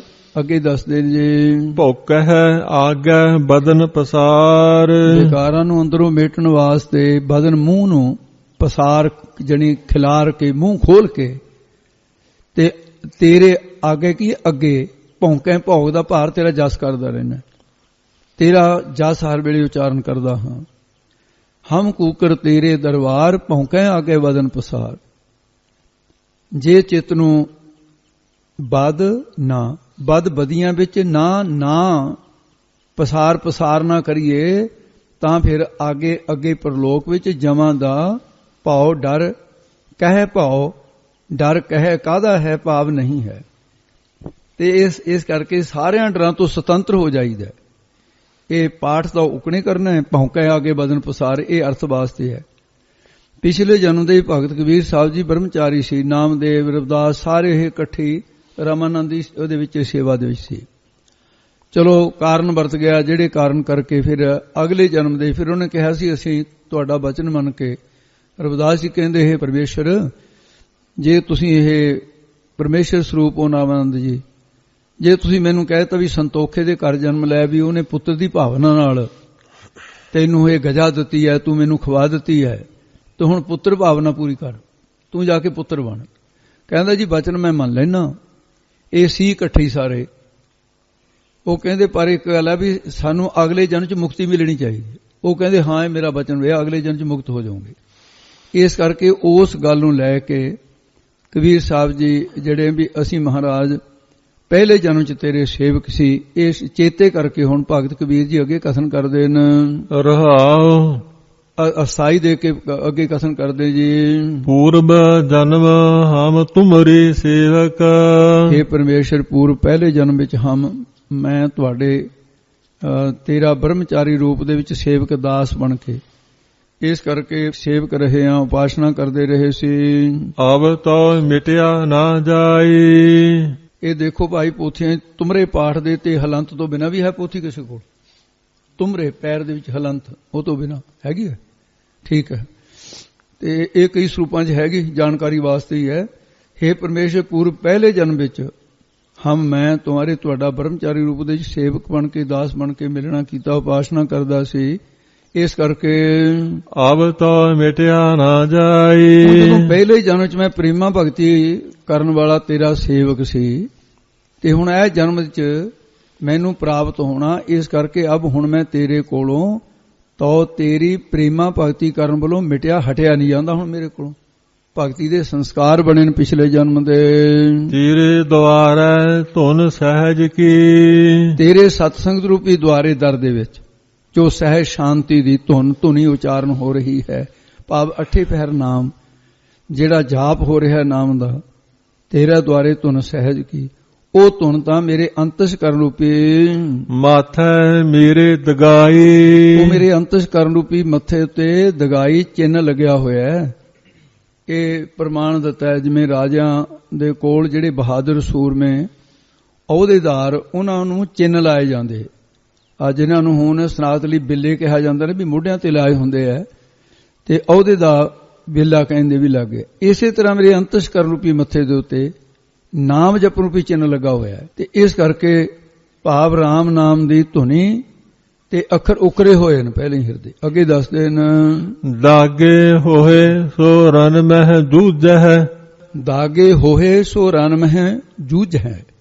ਕਹਿੰਦੇ ਜਿਨ੍ਹਾਂ ਦੇ ਹਿਰਦੇ ਵਿੱਚ ਨਾਮ ਰੂਪੀ ਦਾਗੇ ਚਿੰਨ੍ਹ ਲੱਗੇ ਹੋਏ ਨੇ, ਉਹ ਕਾਮ ਕ੍ਰੋਧ ਦੁਸ਼ਮਣਾਂ ਦੇ ਨਾਲ ਉਹ ਫਿਰ ਯੁੱਧ ਰੂਪੀ ਭੂਮੀ ਦੇ ਅੰਦਰ ਉਹਦੇ ਮਹਿ ਵਿੱਚ ਜੂਝੇ ਲੜਦੇ ਹੈ। ਭਾਵ ਕਿ ਇਹ ਵੀ ਆਸਰੀ ਸੰਪਦਾ ਨਾਲ ਜੰਗ ਕਰਕੇ ਦੈਵੀ ਸੰਪਦਾ ਦੀ ਜਿੱਤ ਕਰਾਉਂਦੇ ਹੈ। ਜਿਹੜੇ ਨਾਮ ਰੂਪੀ ਚਿੰਨ੍ਹ ਤੋਂ ਬਗੈਰ ਹਨ, ਬਿਨ ਦਾਗੇ ਭੱਗ ਜਾਈ, ਉਹ ਕਾਮ ਕ੍ਰੋਧ ਆਦ ਦੇ ਜਿਹੜੇ ਵਿਕਾਰਾਂ ਵਿੱਚ ਰਨ ਵਿੱਚੋਂ ਜਿਹੜਾ ਨਾ ਕੈਰ ਹੋ ਕੇ ਭੱਗ ਦੌੜ ਹੀ ਜਾਂਦੇ ਨੇ ਉਹ।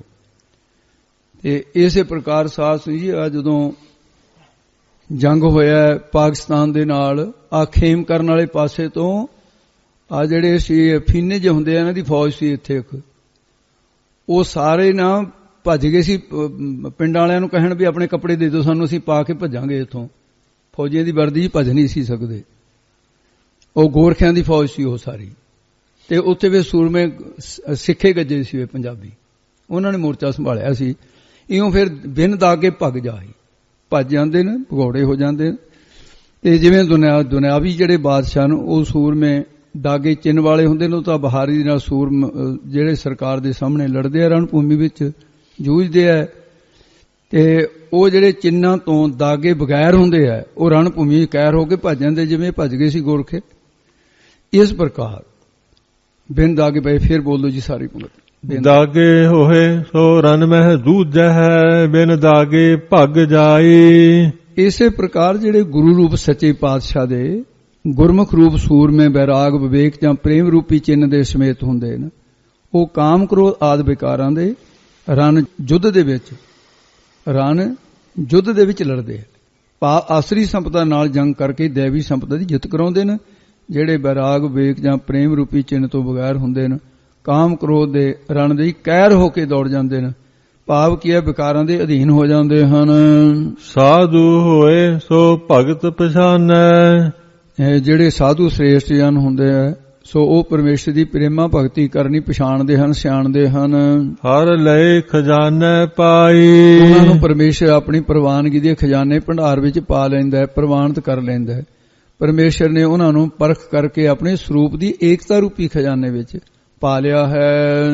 ਕੋਠਰੇ ਮਹਿ ਕੋਠਰੀ, ਭਾਰਤ ਵਰਸ਼ ਰੂਪੀ ਕੋਠਰੇ, ਕੋਠੇ ਦੇ ਮਹਿ ਵਿੱਚ ਮਨੁੱਖ ਦੇ ਰੂਪੀ ਕੋਠੜੀ ਹੈ। ਇਹ ਹੈ ਕੋਠੜੀ। ਪਹਿਲਾ ਕੋਠਰਾ ਹੋ ਗਿਆ ਭਾਰਤ ਵਰਸ਼, ਉਹਦੇ ਮਹਿ ਵਿੱਚ ਕੋਠੜੀ ਕੀ ਹੋਗੀ, ਸਾਡੀ ਦੇਹ ਸਰੀਰ ਹੈ ਜਿਹੜਾ, ਅਤੇ ਇਸ ਦੇ ਅੰਦਰ ਪਰਮ ਕੋਠੀ ਵਿਚਾਰ, ਇਹਦੇ ਅੰਦਰ ਸਾਧ ਸੰਗਤ ਰੂਪੀ ਪਰਮ ਵੱਡੀ ਕੋਠੀ ਕੋਠੜੀ ਹੈ। ਇਹਦੇ ਪਰਮੇਸ਼ਰ ਦੀ ਪ੍ਰਾਪਤੀ ਵਾਲੀ ਵਿਚਾਰ ਗਿਆਨ ਹੈ। ਵਿਚਾਰ ਇਹ ਗਿਆਨ ਹੈ, ਇਸ ਦੇ ਉੱਪਰ ਨਹੀਂ ਵਿਚਾਰ ਜਾ ਕੇ ਮਨ ਬਸਿਆ ਨਿਰੰਕਾਰ। ਮਾਨੁਖ ਦੇ ਰੂਪੀ ਕੋਠੇ ਵਿੱਚ 10ਵੇਂ ਦੁਆਰ, ਜਿਹੜਾ 10ਵਾਂ ਦੁਆਰ ਜਾਂ ਬੁੱਧ ਰੂਪੀ ਕੋਠੀ ਹੈ, ਇਸ ਵਿੱਚ ਸਰੂਪ ਦੀ ਵਿਚਾਰ ਵਾਲੀ ਬ੍ਰਹਮ ਵਿਦਿਆ ਰੂਪੀ ਇਹ ਪਰਮ ਕੋਠੀ ਜਾਣਨਾ ਕਰੋ। ਇਹ ਇਸੇ ਤਰ੍ਹਾਂ ਤੇ ਅਸਤੂਲ ਸਰੀਰ, ਇਹ ਵੀ ਸਾਸ ਜੀ ਅਸਤੂਲ ਸਰੀਰ ਰੂਪੀ ਕੋਠੇ ਵਿੱਚ ਅੰਤਸ਼ਕਰ ਰੂਪੀ ਕੋਠੜੀ ਹੈ। ਇਹ ਵੀ ਅਰਥ ਬਣਦਾ ਹੈ ਇਸ ਵੱਡੀ ਆਤਮਾ ਰੂਪ ਜਿਹੜੀ ਵਸਤੂ ਹੈ, ਇਹਦੇ ਵਿੱਚ ਵੱਡੀ ਆਤਮਾ ਵਸਤੂ ਰੂਪ ਕੋਠੀ ਹੈ, ਇਹ ਪਰਮ ਕੋਠੀ ਹੈ। ਇਹ ਤੁਸੀਂ ਵਿਚਾਰ ਨਾ ਕਰੋ। ਜਾਂ ਫਿਰ ਇਹਦੇ ਅੰਨਮय ਕੋਸ਼ ਰੂਪੀ ਕੋਠੇ ਦੇ ਵਿੱਚ ਮਨੋਮਈ ਕੋਸ਼, ਪ੍ਰਾਨਮਈ ਕੋਸ਼, ਵਿਗਿਆਨਮਈ ਕੋਸ਼, ਤੇ ਇਹ ਜਿਹੜੇ ਨੇ ਇਹ ਮਨੋਮय ਕੋਸ਼ ਆ ਤੇ ਕੋਠੀ ਹੈ, ਤੇ ਪਰਮ ਕੋਠੀ ਰੂਪ ਆਨੰਦਮय ਕੋਸ਼ ਹੈ। ਉਹਦੇ ਚ ਆਤਮਾ ਦੀ ਵਿਚਾਰ ਨੂੰ ਵਿਚਾਰਨਾ ਕਰੋ। ਗੁਰ ਦੀਨੇ ਬਸਤ ਕਬੀਰ ਕਾ, ਤੇ ਭਗਤ ਕਬੀਰ ਸਾਹਿਬ ਜੀ ਕਥਨ ਕਰਦੇ ਆ, ਮੈਨੂੰ ਕਬੀਰ ਨੂੰ ਗੁਰਾਂ ਨੇ ਭਗਤੀ ਰੂਪੀ ਜਾਂ ਬ੍ਰਹਮ ਵਿਦਿਆ ਰੂਪੀ ਬ੍ਰਹਮਾਨੰਦ ਰੂਪੀ ਵਸਤੂ ਦੀਨੀ ਦਿੱਤੀ ਹੈ।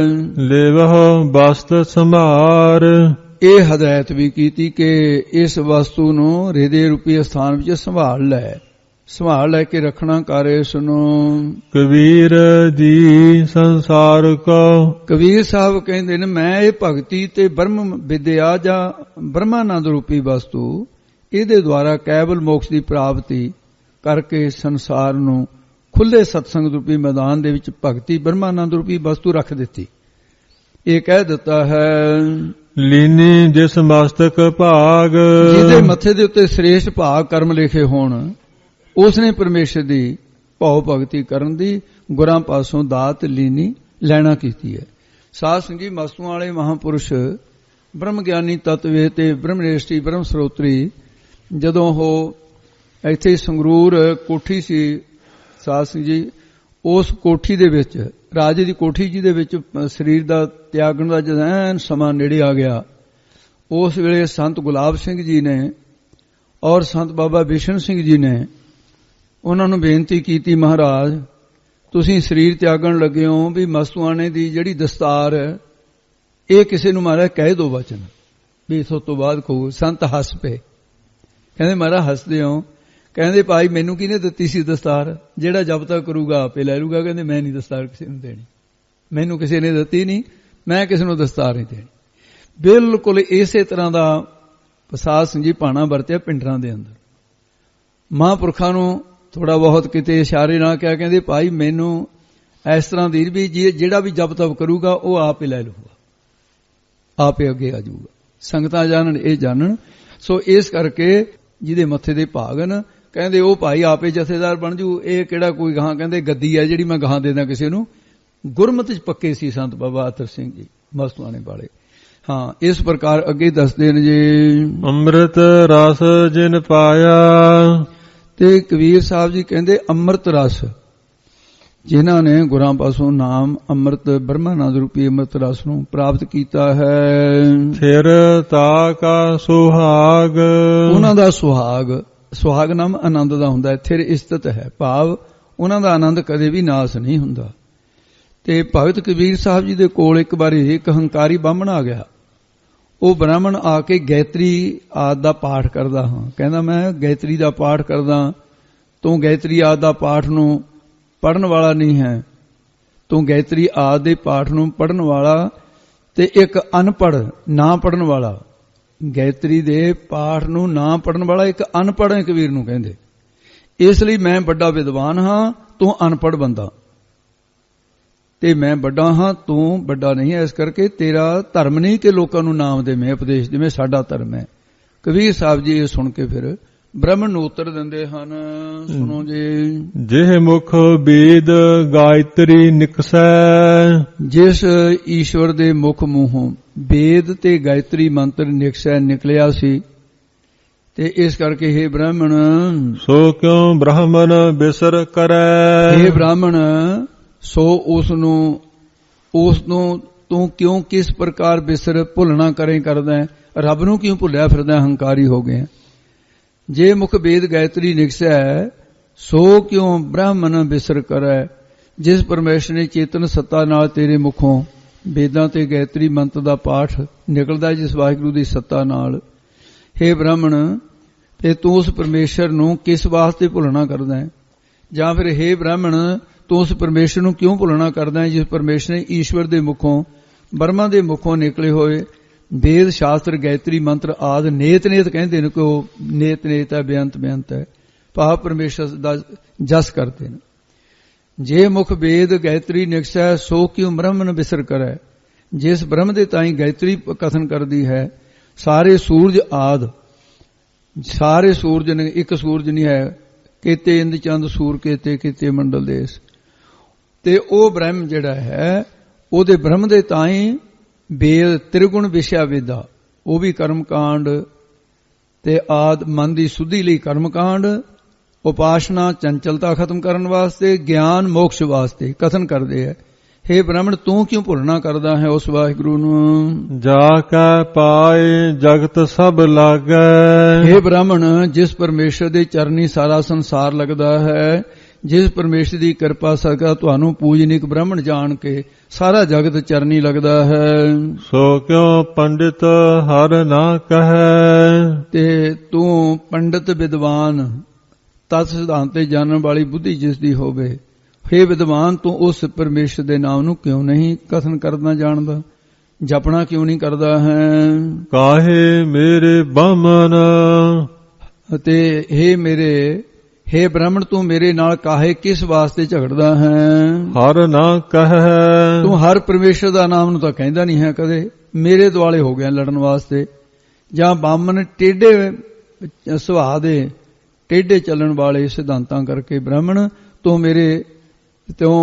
ਮੇਰੇ ਪਰਮੇਸ਼ਰ ਦੇ ਨਾਮ ਨੂੰ ਕਿਸ ਲਈ ਕਹਿੰਦਾ ਸਿਮਰਦਾ ਕਿਉਂ ਨਹੀਂ ਸਿਮਰਦਾ ਹੈ? ਤੇ ਇਹ ਤੈਨੂੰ ਕੀ ਆਦਤ ਪੈ ਗਈ ਵੀ ਤੂੰ ਵਿਦਿਆ ਦੇ ਅਭਿਮਾਨ ਦੇ ਵਿੱਚ ਈਰਖਾ ਦਵੈਸਤਾ ਕਰਦਾ, ਨਾਮ ਕਿਉਂ ਨਹੀਂ ਜਪਦਾ? ਰਾਮ ਨਾ ਬੋਲਹਿ ਪਾਂਡੇ, ਇੱਕ ਗੱਲ ਧਿਆਨ ਰੱਖੀ ਬੁੱਧੀਵਾਨ, ਪੰਡਾ ਬੁੱਧੀ ਰੱਖਣ ਵਾਲੇ ਪੰਡਤ, ਤੇ ਰਾਮ ਨਾ ਬੋਲੇ, ਤੂੰ ਰਾਮ ਪਰਮੇਸ਼ਰ ਨੂੰ ਨਹੀਂ ਬੋਲਦਾ ਹੈ, ਨਾਮ ਜਪਦਾ ਨਹੀਂ ਹੈ, ਦੋਜਕ ਭਰਹਿ, ਤੇ ਫਿਰ ਦੋਜਕ ਨਰਕ ਵਿੱਚ ਜਾਏਗਾ। ਹੰਕਾਰ ਦੇ ਸਹਿਤ ਕਰਮਾਂ ਦੇ ਕਰਨ ਕਰਕੇ ਨਰਕਾਂ ਦੇ ਦੁੱਖ ਭੋਗੇਗਾ।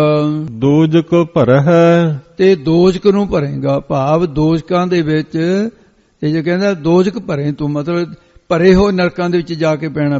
ਦੋਜਕ ਭਰੇਗਾ, ਹੰਕਾਰ ਦੇ ਸਹਿਤ ਕੀਤੇ ਕਰਮ ਨਰਕਾਂ ਵਿੱਚ ਤੈਨੂੰ ਭੋਗਣਾ ਪੈਣਗੇ। ਰਹਾਉ, ਅਸਾਈ ਦੇ ਕੇ ਫਰਮਾਉਂਦੇ ਆ ਜੀ, ਆਪਨ ਊਚ ਨੀਚ ਕਰ ਭੋਜਨ, ਹੇ ਪੰਡਤ, ਤੂੰ ਆਪਣੇ ਆਪ ਰੂਪੀ ਊਚ ਸ੍ਰੇਸ਼ਟ ਉੱਚੀ ਕੁਲ ਵਾਲਾ ਮੰਨਦਾ ਨਾ, ਤੇ ਫਿਰ ਆਪਨ ਊਚ ਨੀਚ ਕਰ ਭੋਜਨ, ਤੇ ਭੋਜਨ ਨੀਚ ਨੀਵੀਂ ਜਾਤੀ ਵਾਲਿਆਂ ਦੇ ਘਰ ਵੀ ਜਾ ਕੇ ਛਕ ਲੈਣਾ ਹੈ ਜਾਂ ਭੁੱਖ ਲੱਗੀ ਹੁੰਦੀ ਹੈ। ਇਹ ਕੈਸਾ ਹੈ ਤੂੰ? ਹਠੇ ਕਰਮ ਕਰ ਉਦਰ ਭਰਹਿ, ਤੇ ਫਿਰ ਤੂੰ ਹਠੇ ਕਰਮ, ਲੋਕ ਦਿਖਾਵੇ ਦੇ ਹੱਠ ਜਿੱਦ ਵਾਲੇ ਕਰਮ ਕਰਦਾ ਹੈ, ਇਸ ਪ੍ਰਕਾਰ ਉਧਰ ਪੇਟ ਨੂੰ ਭਰਦਾ ਹੈ।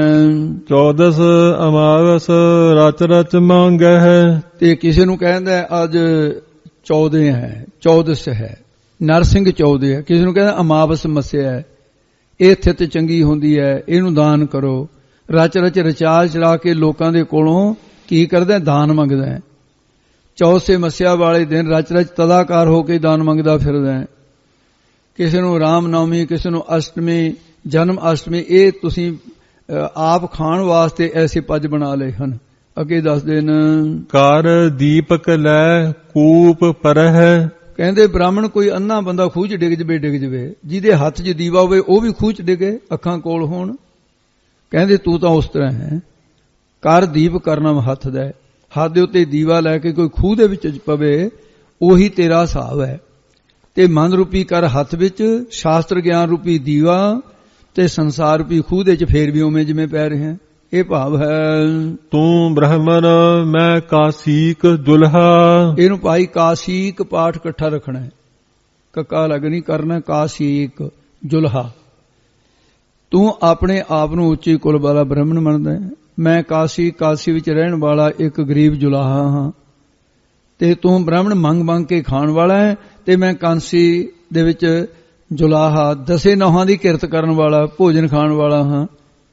ਤੇ ਇਸ ਕਰਕੇ ਤੇਰਾ ਤੇ ਮੇਰਾ ਮੁਕਾਬਲਾ ਕੀ ਹੈ? ਤੂੰ ਪੂਜਾ ਦਾ ਧਨ ਖਾਨਾ, ਮੈਂ ਧਰਮ ਦੀ ਕਿਰਤ ਕਰਦਾ ਹਾਂ। ਮੋਹਿ ਤੋਹਿ ਬਰਾਬਰੀ ਕੈਸੀ ਕਹਿ ਬਨ ਹੈ, ਇਹ ਭਾਈ ਬਿੰਦੀ ਹੈ, ਕਈ ਵਾਰੀ ਨਾ ਉਹ ਪਤਾ ਨਹੀਂ ਲੱਗਦਾ ਹੁੰਦਾ, ਇਹ ਬੋਲਣ ਦੇ ਵਿੱਚ ਰੱਖਣੀ ਹੈ ਇਸ ਤਰ੍ਹਾਂ ਜਿਵੇਂ ਹੁਣ ਤੂੰ ਸੁਣਿਆ।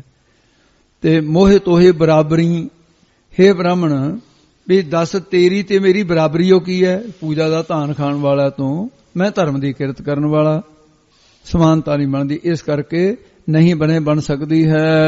ਇਹ ਅੱਗੇ ਇਹ ਵੀ ਦੱਸਿਆ ਕਿ ਤੂੰ ਬ੍ਰਾਹਮਣ ਟੇਢੇ ਮਨ ਵਾਲਾ ਹੈ, ਤੇ ਮੈਂ ਕਾਸ਼ਿਕ ਪ੍ਰਕਾਸ਼ ਰੂਪ ਜੋ ਲਾਹਾ ਲੈਣ ਵਾਲਾ ਹਾਂ। ਜੋ ਲਾਹਾ, ਜਿਹੜਾ ਲਾਹਾ ਲਿਆ ਮੈਂ ਆਤਮਾਨੰਦ ਲਿਆ, ਤੇ ਉਸ ਨੂੰ ਮੈਂ ਜਾਣਿਆ ਲਾਹੇ ਨੂੰ। ਤੂੰ ਟੇਢਤਾਈ ਵਾਲੀਆਂ ਗੱਲਾਂ, ਹੰਕਾਰ ਵਾਲੀਆਂ ਗੱਲਾਂ ਕਰਕੇ ਸੰਸਾਰ ਸਮੁੰਦਰ ਵਿੱਚ ਡੁੱਬਣ ਵਾਲਾ ਹੈ। ਮੈਂ ਆਤਮ ਪਦ ਦਾ ਲਾਹਾ ਲੈ ਕੇ ਸੰਸਾਰ ਸਮੁੰਦਰ ਤੋਂ ਤਰਨ ਵਾਲਾ ਹੈ। ਇਸ ਕਰਕੇ ਤੇਰੀ ਤੇ ਮੇਰੀ ਤਾਂ ਬਰਾਬਰੀ ਹੋ ਕੋਈ ਨਹੀਂ। ਉਹਨੇ ਕਹਿੰਦਾ ਤੇਰੀ ਮੇਰੀ ਬਰਾਬਰੀ ਕੀ ਹੈ? ਤੂੰ ਜਲਾਹਾ, ਮੈਂ ਬਾਹਮਣ। ਕਹਿੰਦੇ ਬਿਲਕੁਲ ਠੀਕ ਹੈ, ਤੇਰੀ ਮੇਰੀ ਕੋਈ ਬਰਾਬਰੀ ਨਹੀਂ। ਤੂੰ ਪੂਜਾ ਦਾ ਥਾਨ ਖਾਣ ਵਾਲਾ, ਮੈਂ ਧਰਮ ਦੀ ਕਿਰਤ ਕਰਨ ਵਾਲਾ। ਤੇ ਉਹਨੂੰ ਐ ਚੰਗੀ ਤਰ੍ਹਾਂ ਚੰਡ ਕੇ ਰੱਖ ਦਿੱਤਾ ਕਬੀਰ ਸਾਹਿਬ ਨੇ, ਜਿਹੜਾ ਜਾਤੀ ਅਭਿਮਾਨ ਕਰਦਾ ਸੀ। ਅੱਗੇ ਦੱਸਦੇ ਨੇ ਹੁਣ, ਹਮਰੇ ਰਾਮ ਨਾਮ ਕਹਿ ਉਬਰੇ, ਹਮਰੇ ਸਾਡੇ ਸਭ ਰਾਮ ਪਰਮੇਸ਼ਰ ਦੇ ਨਾਮ ਦੁਆਰਾ, ਜਣੇ ਇਸ ਪਰਮੇਸ਼ਰ ਦਾ ਜਿਹੜਾ ਨਾਮ ਮੁਖ ਦੁਆਰਾ ਕਹਿ ਕੇ ਆ ਕਰਕੇ ਸੰਸਾਰ ਸਮੁੰਦਰ 'ਚ ਡੁੱਬਣ ਤੋਂ ਉਭਰੇ, ਬਚ ਗਏ ਹਾਂ। ਵੇਦ ਭਰੋਸੇ ਪਾਂਡੇ ਡੂਬ ਮਰਹਿ। ਹੇ ਪੰਡਤ, ਤੁਸੀਂ ਨਾ ਵੇਦਾਂ ਦੇ ਭਰੋਸੇ ਕਰਮਕਾਂਡ ਕਰਦੇ ਹੋਏ ਵਿਸ਼ਵਾਸ ਦੇ ਵਿੱਚ ਸੰਸਾਰ ਸਮੁੰਦਰ ਡੁੱਬ ਕੇ ਮਰ ਗਏ ਹੋ। ਅਰਜ ਉਰਜ ਕੇ ਪਚਮੂਆ ਚਾਰੋ ਵੇਦੋਂ ਮਾਹੇ, ਐ ਮਰਨਾ ਤੁਸੀਂ।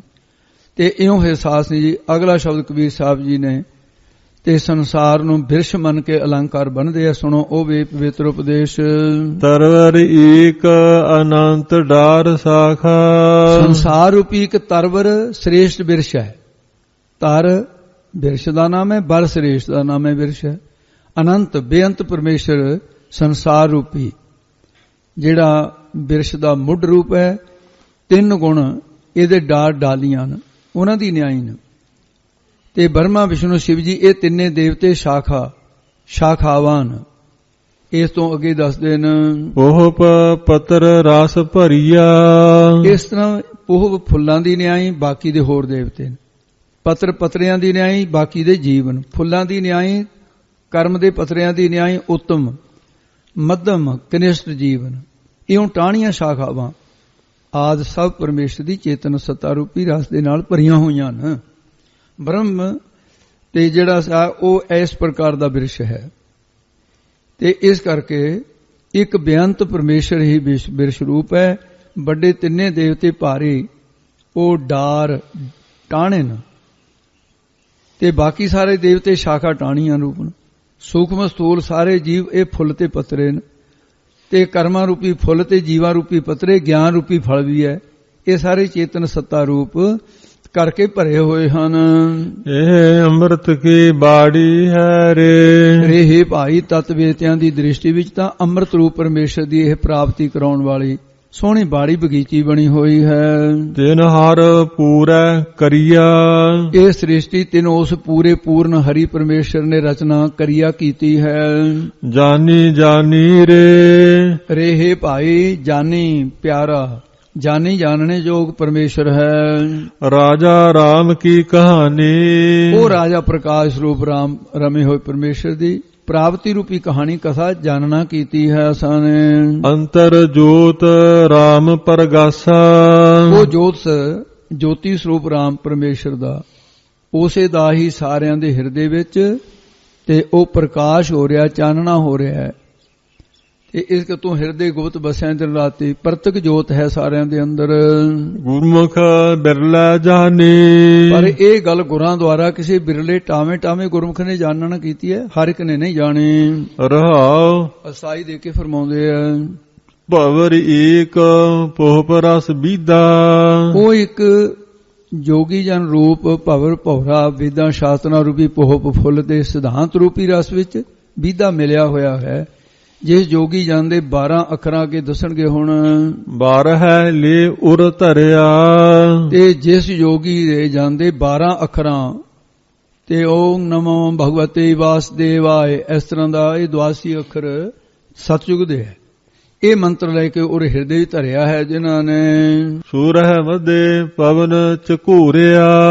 ਜਿਸ ਜੋਗੀ ਜਨ ਨੇ 16 ਅੱਖਰਾਂ ਵਾਲੇ ਮੰਤਰ ਮੱਧੇ ਉਹਦੇ ਵਿੱਚ ਆਪਣੇ ਪਵਨ ਪੌਣ ਸੁਆਸਨ ਨੂੰ ਝਕੋਰਿਆ, ਝਕੋਲਣਾ ਕੀਤਾ, ਮੇਲਣਾ ਕੀਤਾ। ਤੇ 16 ਦਲ ਵਾਲੇ ਰਿਦੇ ਰੂਪੀ ਕਮਲ ਦੇ ਵਿੱਚ ਅਨਾਹਤ ਚੱਕਰ ਦੁਆਰਾ ਸੁਆਸਾਂ ਨੂੰ ਝਕੋਰਨਾ ਕੀਤਾ। ਉਸ ਜੋਗੀ ਜਨ ਦੇ ਆਕਾਸ਼ੇ ਬੋਲਦੇ ਜੀ, ਆਕਾਸ਼ੇ ਫਰ ਫਰਿਆ।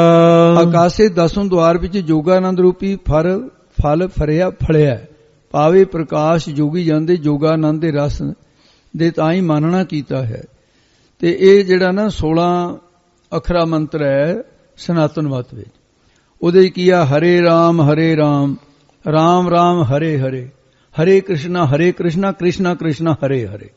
ਇਹ 16 ਬਣ ਗਏ। ਤੇ ਇਸ ਪ੍ਰਕਾਰ ਦਾ ਉਹਦੇ ਵੱਲ ਇਸ਼ਾਰਾ ਕਰਦੇ ਨੇ ਕਬੀਰ ਸਾਹਿਬ। ਫਿਰ ਬੋਲ ਦੋ ਜੀ, ਹੈ ਸੂਰਹਿ ਮਧੇ ਪਵਨ ਝਕੂਰਿਆ। ਤੇ ਇਸ ਤਰ੍ਹਾਂ 16 ਪੰਖਲੀਆਂ ਵਾਲੇ 10 ਦੁਆਰ ਵਿੱਚ ਸਵਾਸਾਂ ਨੂੰ ਝਕੋਲਣਾ ਚੜਾਉਣਾ ਕੀਤਾ ਹੈ। ਆਕਾਸ਼ੇ ਫਰ ਫਰਿਆ। ਇਸ ਕਰਕੇ ਚਿਦਾਕਾਸ਼ ਰੂਪੀ ਫਲ ਫਲਿਆ ਪ੍ਰਾਪਤ ਹੋਇਆ ਹੈ। ਸਹਿਜ ਸੁਨ ਇੱਕ ਬੇਰਵਾ ਉਪਜਿਆ। ਤੇ ਇਹ ਇਸ ਤਰ੍ਹਾਂ ਫਰਮਾਨ ਕਰ ਰਿਹਾ, ਜਿਹੜਾ ਜੋਗੀ ਜਨ ਸਹਿਜ ਸ਼ਾਂਤੀ ਦੇ ਨਾਲ ਸੁਨ ਅਫੁਰ ਅਵਸਥਾ ਭਾਵ 10ਵੇਂ ਦੁਆਰ ਵਿੱਚ ਟਿਕਿਆ ਹੋਇਆ ਹੈ।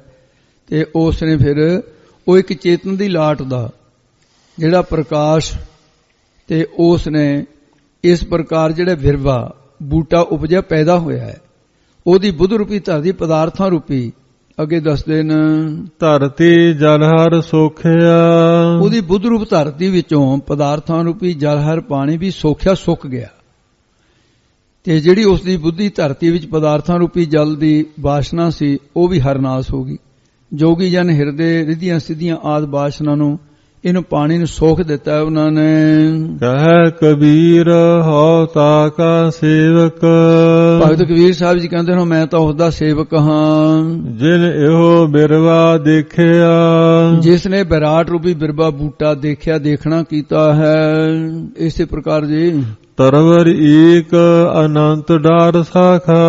ਵਿਰਾਟ ਰੂਪੀ ਬਿਰਵਾ, ਇਹ ਪ੍ਰਸ਼ਨ ਹੈ, ਉਹ ਕਿਵੇਂ ਬਣਦਾ ਹੈ ਤੇ ਕੈਸਾ ਹੈ? ਉੱਤਰ ਦੇ ਕਹਿੰਦੇ ਤਰਵਰ ਏਕ ਅਨੰਤ ਡਾਰ ਸਾਖਾ। ਤੇ ਇਸ ਪ੍ਰਕਾਰ ਕਹਿੰਦੇ ਤਰਵਰ, ਤਰ ਜਿਵੇਂ ਤਰ ਤਾਂ ਬਿਰਸ਼ ਨੂੰ ਕਹਿੰਦੇ ਨਾ, ਇੱਕ ਬਰ ਸ੍ਰੇਸ਼ਟ ਤਰ ਬਿਰਸ਼ ਬਣਿਆ ਹੋਇਆ ਹੈ। ਤੇ ਬ੍ਰਹਮ ਧਰਤੀ ਦੀ ਨਿਆਈਆਂ, ਤੇ ਈਸ਼ਵਰ ਬੀਜ ਦੀ ਨਿਆਈਆਂ, ਤੇ ਹਿਰਨ ਗਰਭ ਜਿਹੜਾ ਅੰਕੁਰ ਦੀ ਨਿਆਈਆਂ, ਵਿਰਾਟ ਮੂਲ ਦੀ ਨਿਆਈਆਂ, ਤੇ ਬ੍ਰਹਮਾ ਵਿਸ਼ਨੂੰ ਜਿਹੜੇ ਇਹ ਟਾਣੇ ਬਣੇ ਹੋਏ ਨੇ। ਅੱਗੇ ਦੱਸਦੇ ਨੇ ਪੋਹਪ ਪੋਹਪ ਪਤਰ ਰਸ ਭਰੀਆ।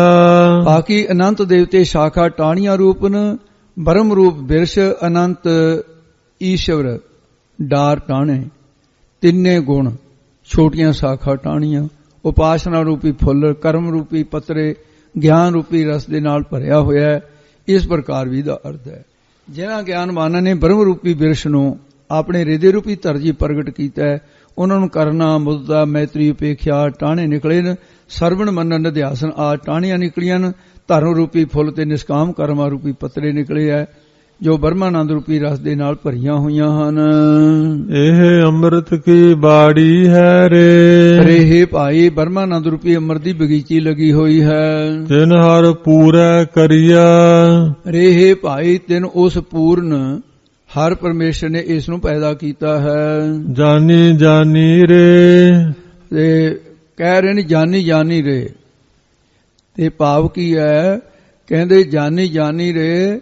ਰੇ ਭਾਈ, ਉਸ ਜਿਹੜਾ ਰਾਜਾ ਰੂਪ ਹੈ, ਅੱਗੇ ਬੋਲ ਦੋ। ਰਾਜਾ ਰਾਮ ਕੀ ਕਹਾਣੀ। ਰੇ ਭਾਈ, ਉਸ ਰਾਜਾ ਪ੍ਰਕਾਸ਼ ਰਾਮ ਪਰਮੇਸ਼ਰ ਦੀ ਜਿਹੜੀ ਪ੍ਰਾਪਤੀ ਕਰਾਉਣ ਵਾਲੀ ਕਹਾਣੀ ਕਥਾ ਹੈ ਨਾ, ਜਾਨੀ ਜਾਣਨੇ ਯੋਗ, ਗੁਰਾਂ ਪਾਸੋਂ ਜਾਨੀ ਜਾਣਨਾ ਕੀਤੀ ਹੈ। ਅੰਤਰ ਜੋਤ ਰਾਮ ਪ੍ਰਗਾਸਾ।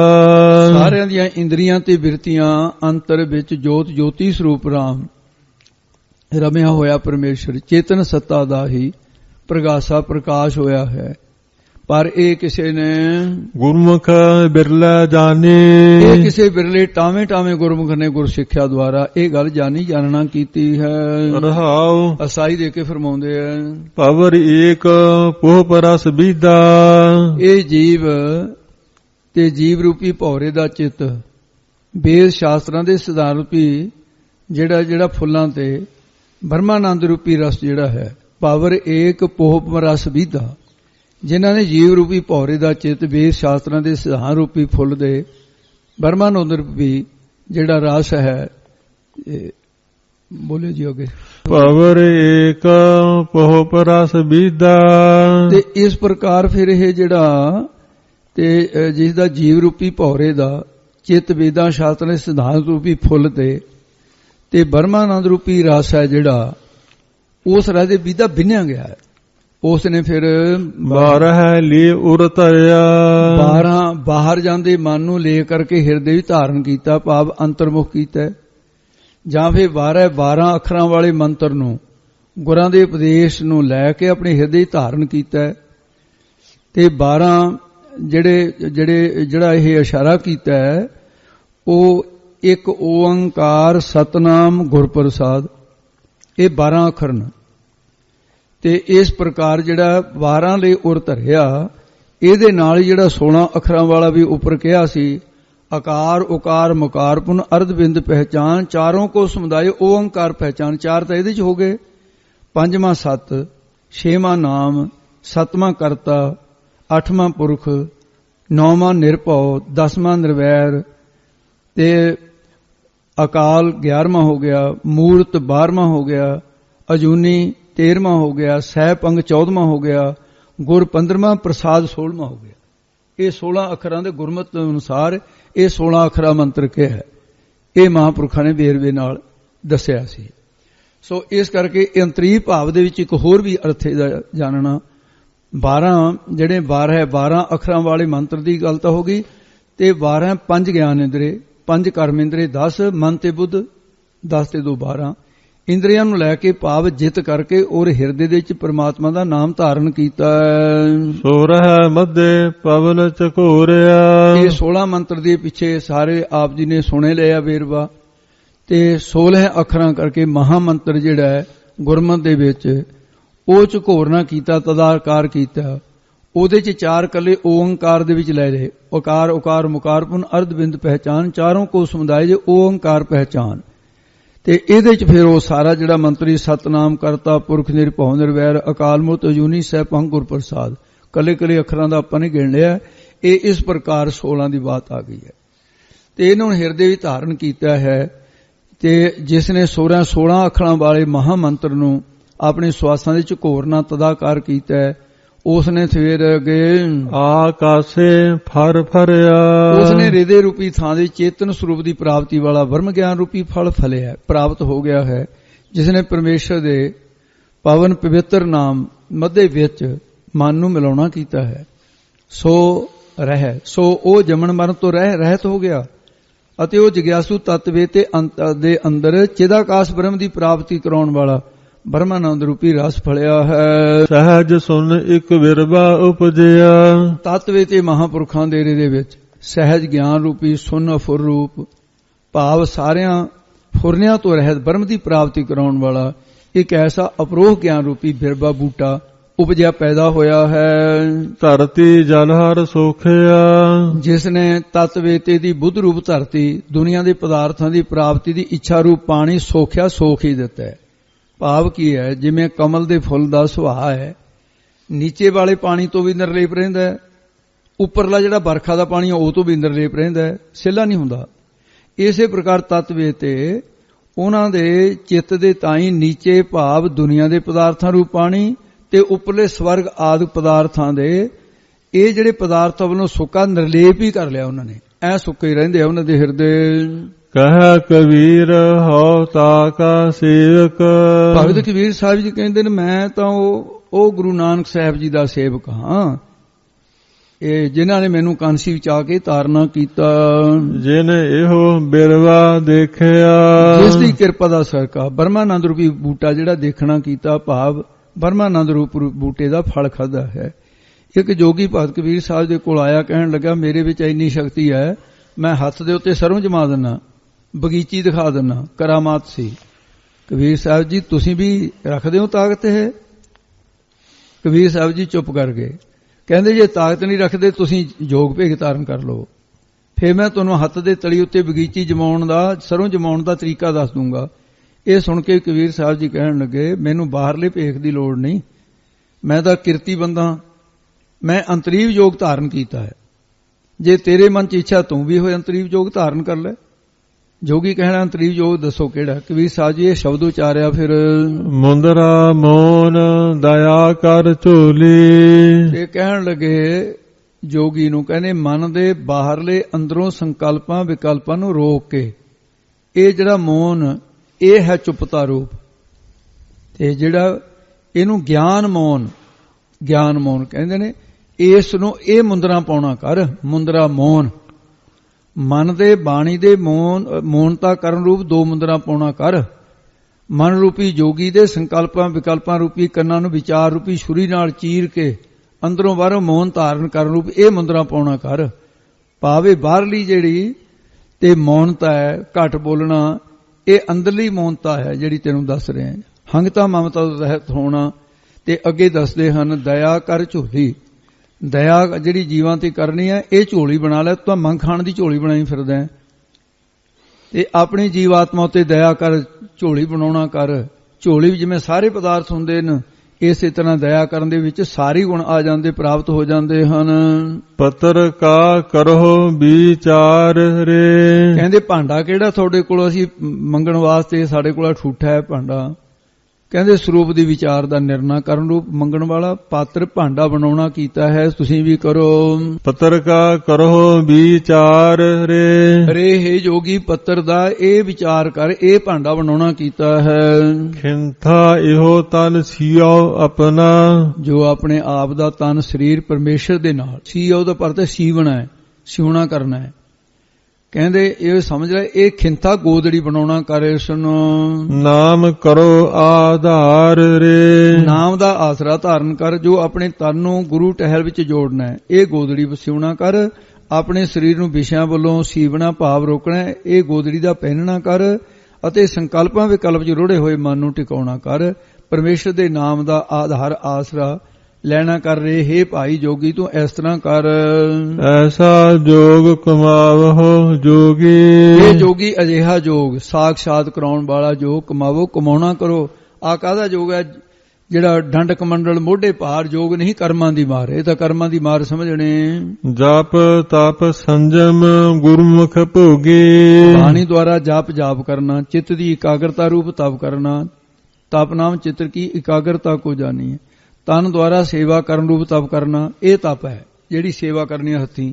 ਸੰਜਮ ਇੰਦਰੀਆਂ ਦਾ ਜਿਹੜਾ ਦਮਨ ਕਰਨਾ ਹੈ, ਇਹ ਸਾਧਨ ਦੁਆਰਾ ਗੁਰਮੁਖ ਜਨ ਬਣ ਕੇ ਭੋਗੀ। ਗੁਰਮੁਖ ਭੋਗੀ।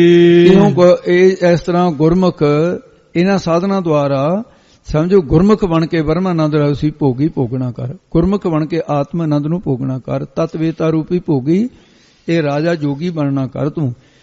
ਤੇ ਜਪ ਤਪ ਸੰਜਮਾ ਸਾਧਨਾਂ ਨੂੰ ਚੇਲੇ ਬਣਾਉਣਾ ਕਰ। ਮੁਖੀ ਗੁਰੂ ਦੁਆਰਾ ਜੋਗਾਨੰਦ ਰੂਪੀ ਭੋਜਨ ਨੂੰ ਛਕਣਾ ਕਰ।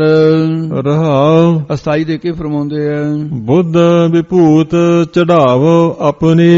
ਸਰੂਪ ਦੀ ਸਿਖਿਆਤਾਕਾਰ, ਜਿਹੜੀ ਸਰੂਪ ਦੀ ਸਿਖਿਆਤਾਕਾਰ ਹੈ ਨਾ, ਕਹਿੰਦੇ ਆਪਣੀ ਬੁੱਧੀ ਦੇ ਅੰਦਰ ਤੇ ਸਾਰੇ ਖੰਡਾਂ ਬ੍ਰਹਮੰਡਾਂ ਜਾਂ ਰੋਮ ਰੋ ਵਿੱਚ ਬ੍ਰਹਮ ਆਤਮਾ ਦੇ ਲਈ ਅੰਤਹਿਕਰਨ ਰੂਪੀ ਤੇ ਜਿਹੜੀ ਸਰੀਰ ਦੇ ਉੱਤੇ ਵਿਭੂਤ ਸਵਾਹ ਚੜਾਉਣਾ ਕਰ। ਤੇ ਫਿਰ ਇਹਦੇ ਨਾਲ ਹੀ, ਕਿਉਂਕਿ ਬ੍ਰਹਮਾਕਾਰ ਜਿਹੜੀ ਬਿਰਤੀ ਹੋਣੀ ਹੈ, ਇਹ ਸੂਈ ਮਹਾਬਾਕਾ ਰੂਪੀ ਧਾਗਾ ਪਾ ਕੇ ਜੀਵ ਈਸ਼ ਦੀ ਏਕਤਾ ਕਰਨ ਰੂਪ ਸਿਉਣਾ ਕਰ। ਤੇ ਇਹ ਹੈ ਖਿੰਥਾ ਤੇ ਆ ਹੈ ਵਿਭੂਤੀ ਜਿਹੜੀ ਤੈਨੂੰ ਦੱਸਣ ਲੱਗੇ ਆ। ਇਹ ਬੋਲਦੇ ਜੀ ਇੱਕ ਵਾਰੀ ਫਿਰ। ਸਿੰਘੀ ਸੁਰਤ ਮਿਲਾਈ। ਤੇ ਇਹਦੇ ਨਾਲ ਫਿਰ ਸਿੰਘੀ ਕਿਹੜੀ ਵਜਾਉਣੀ ਹੈ? ਇਹ ਤਾਂ ਹੋ ਗਈ ਵਿਭੂਤ ਚੜਾਉਣੀ। ਤੇ ਆਪਣੀ ਬੁੱਧੀ ਨੂੰ ਪਰਮੇਸ਼ਰ ਵੱਲ ਲਗਾਉਣਾ, ਇਹ ਸਵਾਹ ਮਲਣੀ ਹੈ। ਪਰਮੇਸ਼ਰ ਦੇ ਨਾਲ ਸੁਰਤ ਮਿਲਣੀ ਮਿਲਾਉਣੀ। ਸੋ ਰਤ ਸੋ ਸ੍ਰੇਸ਼ਟ ਰਤ ਪ੍ਰੀਤੀ ਦੁਆਰਾ ਬਿਰਤੀ ਨੂੰ ਬ੍ਰਹਮਾਕਾਰ ਕਰਕੇ ਆਪਣੇ ਨਾਲ ਮਿਲਾਉਣਾ। ਇਹੀ ਸਿੰਘੀ ਵਜਾਉਣੀ ਆ। ਤੁਸੀਂ ਹਰਨਾਂ ਦੀਆਂ ਸਿੰਘੀਆਂ ਚੱਕੀ ਫਿਰਦੇ ਹੋ। ਕਰ ਬੈਰਾਗ ਫਿਰੋ ਤਨ ਨਗਰੀ। ਹੇ ਜੋਗੀ ਬੈਰਾਗ ਧਾਰਨ ਕਰਕੇ ਦੇਹ ਅਧਿਆਸ ਨੂੰ ਛੱਡ ਕੇ ਤਨ ਸਰੀਰ ਦੀ ਨਗਰੀ ਵਿੱਚ ਫਿਰੋ। ਫਿਰਨਾ ਕਰ ਤੂੰ। ਬਸਤੀਆਂ ਬਸਤੀਆਂ ਦੇ ਘਰਾਂ ਘਰਾਂ ਝੂਠੇ ਵਰ ਕੇ ਫਿਰਦੇ ਹੋ ਮੰਗਦੇ। ਬੈਰਾਗ ਧਾਰਨ ਕਰਕੇ ਸਰੀਰ ਰੂਪੀ ਨਗਰੀ ਦੇ ਮਾਣ ਕਰਨ ਵੱਲੋਂ ਫਿਰੋ ਫਿਰਨਾ ਕਰ। ਤੇ ਇਸ ਕਰਕੇ ਫਿਰ ਮਨ ਕੀ ਕਿੰਗੁਰੀ ਬਜਾਈ। ਮਨ ਚਿੱਤ ਦੀ ਬਿਰਤੀ ਨੂੰ ਇੱਕ ਰਸ ਪਰਮੇਸ਼ਰ ਨਾਲ ਜੋੜ ਕੇ ਰੱਖਣ ਰੂਪ ਕਿੰਗਰੀ ਬੀਣਾ ਵਜਾਉਣਾ ਕਰ। ਮਨ ਦੀ ਪ੍ਰੀਤੀ ਦੁਆਰਾ ਨਾਮ ਜਪਣ ਵੀ ਕਿੰਗਰੀ ਨੂੰ ਵਜਾਉਣਾ ਕਰ। ਪੰਜ ਤਤ ਲੈ ਹਿਰਦੈ ਰਾਖੋ। ਜੋ ਪੰਜਾਂ ਤਤਾਂ ਦੀ ਧਾਰਨਾ ਲੈ ਕੇ ਹਿਰਦੇ 'ਚ ਰੱਖਣਾ ਕੀਤਾ, ਇਹ ਵਿਛਾਉਣਾ ਕਰ ਹੇਠਾਂ ਆਸਣ। ਇਹ ਹੈ ਆਸਣ। ਪੰਜੇ ਤਤਾਂ ਦੀ ਧਾਰਨਾ ਹਿਰਦੇ 'ਚ ਰੱਖਣਾ ਕਰੋ, ਇਹ ਵਿਛਾਉਣਾ ਕਰੋ ਆਸਣ। ਇਹ ਹੈ ਪੰਜ ਸੰਤ ਜਨਾਂ ਦੀ ਸੰਗਤ ਦੁਆਰਾ। ਕਹਿੰਦੇ ਕੀ ਕਰਨਾ ਹੈ? ਤੇ ਉਹਨਾਂ ਦੀ ਸੰਗਤ ਦਾ ਤਤ ਸਿਧਾਂਤ ਰੂਪ ਗਿਆਨ ਨੂੰ ਲੈ ਕੇ ਹਿਰਦੇ 'ਚ ਰੱਖਣਾ ਕਰ। ਪੰਜ ਜੋ ਚੇਤਨ ਬ੍ਰਹਮ ਹੈ, ਉਹਦੇ ਤਤ ਸਰੂਪ ਦੀ ਵਿਚਾਰ ਨੂੰ ਲੈ ਕੇ ਹਿਰਦੇ ਵਿੱਚ ਰੱਖਣਾ ਕਰ। ਫਿਰ ਰਹਿ ਨਿਰਾਲਮ ਤਾੜੀ। ਫਿਰ ਐਸੀ ਤਾੜੀ ਸਮਾਧੀ ਲੱਗੇਗੀ, ਤੇਰੀ ਬਿਰਤੀ ਤਿੰਨਾਂ ਗੁਣਾਂ ਤੋਂ ਨਿਰਲੇਪ ਹੋ ਜਾਏਗੀ। ਇਸ ਕਰਕੇ ਨਿਰਲੇਪ ਹੋ ਕਰਕੇ ਰਹੇਗੀ। ਜਾਗਰਤ ਸੁਗਨ ਸੁਗੋਪਤੀ ਦੇ ਪ੍ਰਕਾਸ਼ ਰੂਪ ਨੂੰ ਵੇਖ ਕੇ ਤੇ ਨਿਆਰਾ ਹੋ ਜਾਏਗਾ। ਸੰਸਾਰ ਤੋਂ ਨਿਆਰਾ ਅਸੰਗ ਹੋ ਜਾਏਗਾ। ਤਾੜੀ ਸਮਾਧੀ ਲੱਗ ਜਾਏਗੀ। ਇਉਂ ਲੱਗੇਗੀ ਕਹਿਤ ਕਬੀਰ ਸੁਨੋ ਰੇ ਸੰਤ ਹੋ। ਕਬੀਰ ਸਾਹਿਬ ਜੀ ਕਹਿੰਦੇ, ਇਹ ਸੰਤ ਜਨੋ ਸੁਣੋ ਜਾਂ ਹੇ ਜੋਗੀ ਜਨ ਸੁਣਨਾ ਕਰ। ਧਰਮ ਦਇਆ ਕਰ ਬਾੜੀ, ਮੇਰੇ ਹਾਂਜੀ ਧਰਮ ਦਇਆ ਕਰ ਬਾੜੀ। ਮੇਰੀ ਪ੍ਰਭੂ ਦੀ ਪ੍ਰਾਪਤੀ ਵਾਲੀ ਸਿੱਖਿਆ ਨੂੰ ਕਹਿੰਦੇ ਸੁਣੋ ਸੁਣਨਾ ਕਰ ਤੂੰ। ਕਹਿਤ ਕਬੀਰ ਸੁਣੋ ਰੇ ਸੰਤੋ, ਤੂੰ ਲੋਕਾਂ ਦੀ ਨਜ਼ਰ ਬੰਨ ਕੇ ਹੱਥ ਦੇ ਬਗੀਚੀ ਜਮਾਉਣ ਦੀ ਗੱਲ ਕਰਦਾ ਹੈ ਤੇ ਸਵੈ ਧਰਮ ਵਿੱਚ ਪ੍ਰਵੱਕ ਹੋਣਾ ਤੇ ਜੀਵਾਂ ਤੇ ਦਇਆ ਤਰਸ ਕਰਨੀ, ਇਹੀ ਬਾੜੀ ਬਗੀਚੀ, ਇਹ ਅੰਤਿਸ਼ ਕਰਨੀ ਹੱਥ ਤੇ ਜਮਾਉਣਾ ਕਰ। ਅਗਲੇ ਸ਼ਬਦ ਵਿੱਚ ਕਬੀਰ ਸਾਹਿਬ ਜੀ ਜੀਵਾਂ ਨੂੰ ਉਪਦੇਸ਼ ਅਤੇ ਸਨਮੁਖ ਬੇਨਤੀ ਕਰਨ ਦੀ ਜਾਚ ਦੱਸਦੇ ਨੇ। ਕਵਨ ਕਾਜ ਸਿਰਜੇ ਜਗ ਭੀਤਰ, ਹੇ ਪਰਮੇਸ਼ਰ ਸਾਨੂੰ ਜੀਵਾਂ ਨੂੰ ਕਵਨ ਕਿਸ ਕਾਜ ਲਈ ਸਿਰਜਿਆ ਪੈਦਾ ਕੀਤਾ, ਜਗ ਸੰਸਾਰ ਦੇ ਭੀਤਰ ਵਿੱਚ ਸਿਰਜੇ ਪੈਦਾ ਕੀਤਾ ਹੈ। ਜਨਮ ਕਵਨ ਫਲ ਪਾਇਆ, ਅਸੀਂ ਜੀਵਾਂ ਨੇ ਮਨੁੱਖਾ ਜਨਮ ਧਾਰ ਕੇ ਕਵਨ ਕਿਹੜਾ ਫਲ ਬ੍ਰਹਮ ਗਿਆਨ ਨੂੰ ਪਾ ਲਿਆ, ਭਾਵ ਕੋਈ ਨਹੀਂ ਪਾਇਆ। ਤੁਸੀਂ ਸਾਨੂੰ ਆਪਣਾ ਨਾਮ ਜਪਣ, ਪਰਉਪਕਾਰ ਕਰਨ, ਦੁਨੀਆ ਦੇ ਦੁੱਖਾਂ ਨੂੰ ਮਿਟਾ ਕੇ ਸੁੱਖ ਪਹੁੰਚਾਉਣ ਦੇ ਲਈ, ਸਭਨਾਂ ਦੀ ਚਰਨਾਂ ਦੀ ਧੂੜ ਬਣਨ ਆਦਿ ਕਾਰਜਾਂ ਲਈ ਪੈਦਾ ਕੀਤਾ ਸੀ। ਅਸੀਂ ਨਾਮ ਜਪਣ ਬਗੈਰ ਹੀ ਜ਼ਿੰਦਗੀ ਗਵਾ ਲਈ ਹੈ। ਭਾਵ ਨਿਧ ਤਰਨ ਤਾਰਨ ਚਿੰਤਾ ਮਨ, ਹੇ ਪਰਮੇਸ਼ਰ ਜੋ ਤੇਰਾ ਨਾਮ ਭਵਨਿਧ ਸੰਸਾਰ ਸਮੁੰਦਰ ਤੋਂ ਤਾਰਨ ਦੇ ਲਈ ਤਰਨ ਜਹਾਜ਼ ਦੀ ਨਿਆਈ ਹੈ। ਭਾਵ ਨਿਧ ਤਰਨ ਤਾਰਨ ਚਿੰਤਾ ਮਨ। ਹੇ ਪਰਮੇਸ਼ਰ ਤੇਰਾ ਨਾਮ ਜਿਹੜਾ ਹੈ ਉਹ ਭਵਨਿਧ ਸੰਸਾਰ ਸਮੁੰਦਰ ਤਾਰਨ ਲਈ ਤਰਨ ਜਹਾਜ਼ ਦੀ ਨਿਆਈ ਹੈ। ਮਨ ਦੀਆਂ ਚਿਤਵਣੀਆਂ ਪੂਰੀ ਕਰਨ ਵਾਲਾ, ਚਿਤਵਣੀ ਦੀ ਇਹ ਚਿੰਤਾਮਣੀ ਦੀ ਨਿਆਈ ਹੈ ਨਾਮ ਤੇਰਾ। ਇੱਕ ਨਿਮਕ ਨਾ ਇਹੋ ਮਨ ਲਾਇਆ, ਪਰ ਅਸੀਂ ਜੀਵਨ ਨੇ ਇੱਕ ਨਿਮਕ ਛਿਨ ਮਾਤਰ ਵੀ ਇਹ ਮਨ ਤੇਰੇ ਨਾਮ ਜਪਣ ਵਿੱਚ ਨਹੀਂ ਲਾਉਣਾ ਕੀਤਾ। ਗੋਬਿੰਦ ਹਮ ਐਸੇ ਅਪਰਾਧੀ, ਇਹ ਹੁਣ ਬੇਨਤੀ ਦਾ ਢੰਗ ਹੈ। ਹੇ ਮੇਰੇ ਗੋਬਿੰਦ, ਗੋਬਿੰਦਾਂ ਕਰਕੇ ਬਿੰਦ ਜਾਣਨ ਯੋਗ ਪਰਮੇਸ਼ਰ, ਹਮ ਅਸੀਂ ਇਹੋ ਜਿਹੇ ਅਪਰਾਧੀ ਗੁਨਾਹਗਾਰ ਹਾਂ ਤੇ ਅਪਰ ਆਦਿ ਅਪਰ ਹੋਰ ਦੇਵੀ ਦੇਵਤਿਆਂ ਦੀ ਆਦਿ ਆਰਾਧਨਾ ਵਾਲੇ ਹੋ ਰਹੇ ਹਾਂ। ਜਿਨ ਪ੍ਰਭ ਜੀਓ ਪਿੰਡ ਥਾ ਜੀਆ, ਹੇ ਪਰਮੇਸ਼ਰ ਜਿਸ ਨੇ, ਹੇ ਪ੍ਰਭ ਪਰਮੇਸ਼ਰ ਜਿਸ ਆਪ ਜੀ ਨੇ ਆਪਣੀ ਚੇਤਨ ਸੱਤਾ ਪਾ ਕੇ ਸਾਨੂੰ ਜੀਵਾਂ ਨੂੰ ਜੀਓ ਜ਼ਿੰਦਗੀ ਬਖਸ਼ੀ, ਪਿੰਡ ਸੂਖਮ ਸਰੀਰ ਅਸਤੂਲ ਸਰੀਰ, ਇਹ ਸਾਨੂੰ ਦੀਆ ਦੇਣਾ ਕੀਤਾ ਸੀ। ਫਿਰ ਇਹ ਦਿੱਤਾ ਸੀ, ਪਰ ਹੁਣ ਅਸੀਂ ਮਨੁੱਖਾ ਸਰੀਰ ਜਿਹੜਾ ਦਿੱਤਾ ਹੋਇਆ ਹੈ, ਅਸੀਂ ਕੀ ਕੀਤਾ ਕਿ ਤਿਸ ਕੇ ਭਾਉ ਭਗਤ ਨਹੀਂ ਸਾਧੇ, ਤੇ ਪਰ ਤਿਸ ਅਸੀਂ ਉਹ ਆਪ ਜੀ ਦੀ ਪ੍ਰੇਮਾ ਭਗਤੀ ਨਾ ਸਾਧਨਾ ਕੀਤੀ, ਪ੍ਰੇਮਾ ਭਗਤੀ ਨਾ ਕੀਤੀ ਮਹਾਰਾਜ, ਇਸ ਕਰਕੇ ਅਪਰਾਧੀ ਹਾਂ। ਰਹਾਉ ਅਸਾਈ ਦੇ ਕੇ ਕਹਿੰਦੇ ਨੇ ਪਰ ਧਨ ਪਰ ਤਨ ਪਰ ਤੀ ਨਿੰਦਾ। ਇਸ ਤੋਂ ਉਲਟ ਕੀ ਕਰ ਰਹੇ ਹਾਂ ਅਸੀਂ? ਪਰਾਏ ਧਨ ਦੀ ਇੱਛਾ ਰੱਖਦੇ ਵੀ ਇਹ ਮੇਰੇ ਕੋਲ ਹੋਵੇ, ਇਹਦੇ ਕੋਲ ਕਿਉਂ ਹੈ ਇੰਨਾ ਧਨ। ਪਰਾਏ ਧਨ ਸਰੀਰਾਂ ਨਾਲ ਮੰਦ ਕਰਮ ਦੀ ਇੱਛਾ ਰੱਖਦੇ ਹਾਂ। ਪਰਾਏ ਧਨ ਪੁੱਤਰਾਂ ਨੂੰ ਚੇਲੇ ਬਣਾਉਣ ਦੀ ਇੱਛਾ ਤੁਸੀਂ ਰੱਖਦੇ ਹੋ, ਮੋਹ ਕਰਨਾ। ਤੇ ਇਸੇ ਪ੍ਰਕਾਰ ਪਰ ਧਨ ਪਰਤੀ ਨਿੰਦਾ, ਤੇ ਪਰ ਪਰਾਈ ਤੀ ਇਸਤਰੀ ਦਾ ਨਾਮ ਹੁੰਦਾ ਹੈ ਤੇ ਉਹਦੇ ਵੱਲ ਮੰਦ ਦ੍ਰਿਸ਼ਟੀ ਦੇ ਨਾਲ ਤੱਕਣਾ ਕਰਦੇ ਹੋ। ਇਸ ਪ੍ਰਕਾਰ ਮਨੁੱਖਾ ਸਰੀਰ ਵਿੱਚ ਆ ਕੇ ਆਹੀ ਫਲ ਖੱਟਿਆ ਹੈ। ਇਸ ਕਰਕੇ ਹਰ ਵਕਤ ਤੁਸੀਂ ਪਰ ਤਨ ਪਰਤੀ ਨਿੰਦਾ, ਪਰ ਪਰਾਏ ਧਨ ਦੀ ਇੱਛਾ ਵੀ ਇਹ ਧਨ ਮੈਨੂੰ ਮਿਲ ਜਾਏ, ਪਰਾਏ ਧਨ ਸਰੀਰਾਂ ਨਾਲ ਮੰਦ ਕਰਮ ਦੀ ਇੱਛਾ, ਮੰਦ ਕਰਮ ਕਰਨ ਦੀ, ਪਰਾਏ ਧਨ ਪੁੱਤਰਾਂ ਨੂੰ ਚੇਲੇ ਬਣਾਉਣ ਦੀ ਇੱਛਾ, ਮੋਹ ਕਰਨਾ, ਤੇ ਤੀ ਨਾਮ ਇਸਤਰੀ ਪਰਾਈ ਇਸਤਰੀ ਮੰਦ ਦ੍ਰਿਸ਼ਟੀ ਰੱਖਣੀ, ਤੇ ਹਰ ਵਕਤ ਪਰਾਈ ਨਿੰਦਾ ਅਪਕੀਰਤੀ ਕਰਨੇ।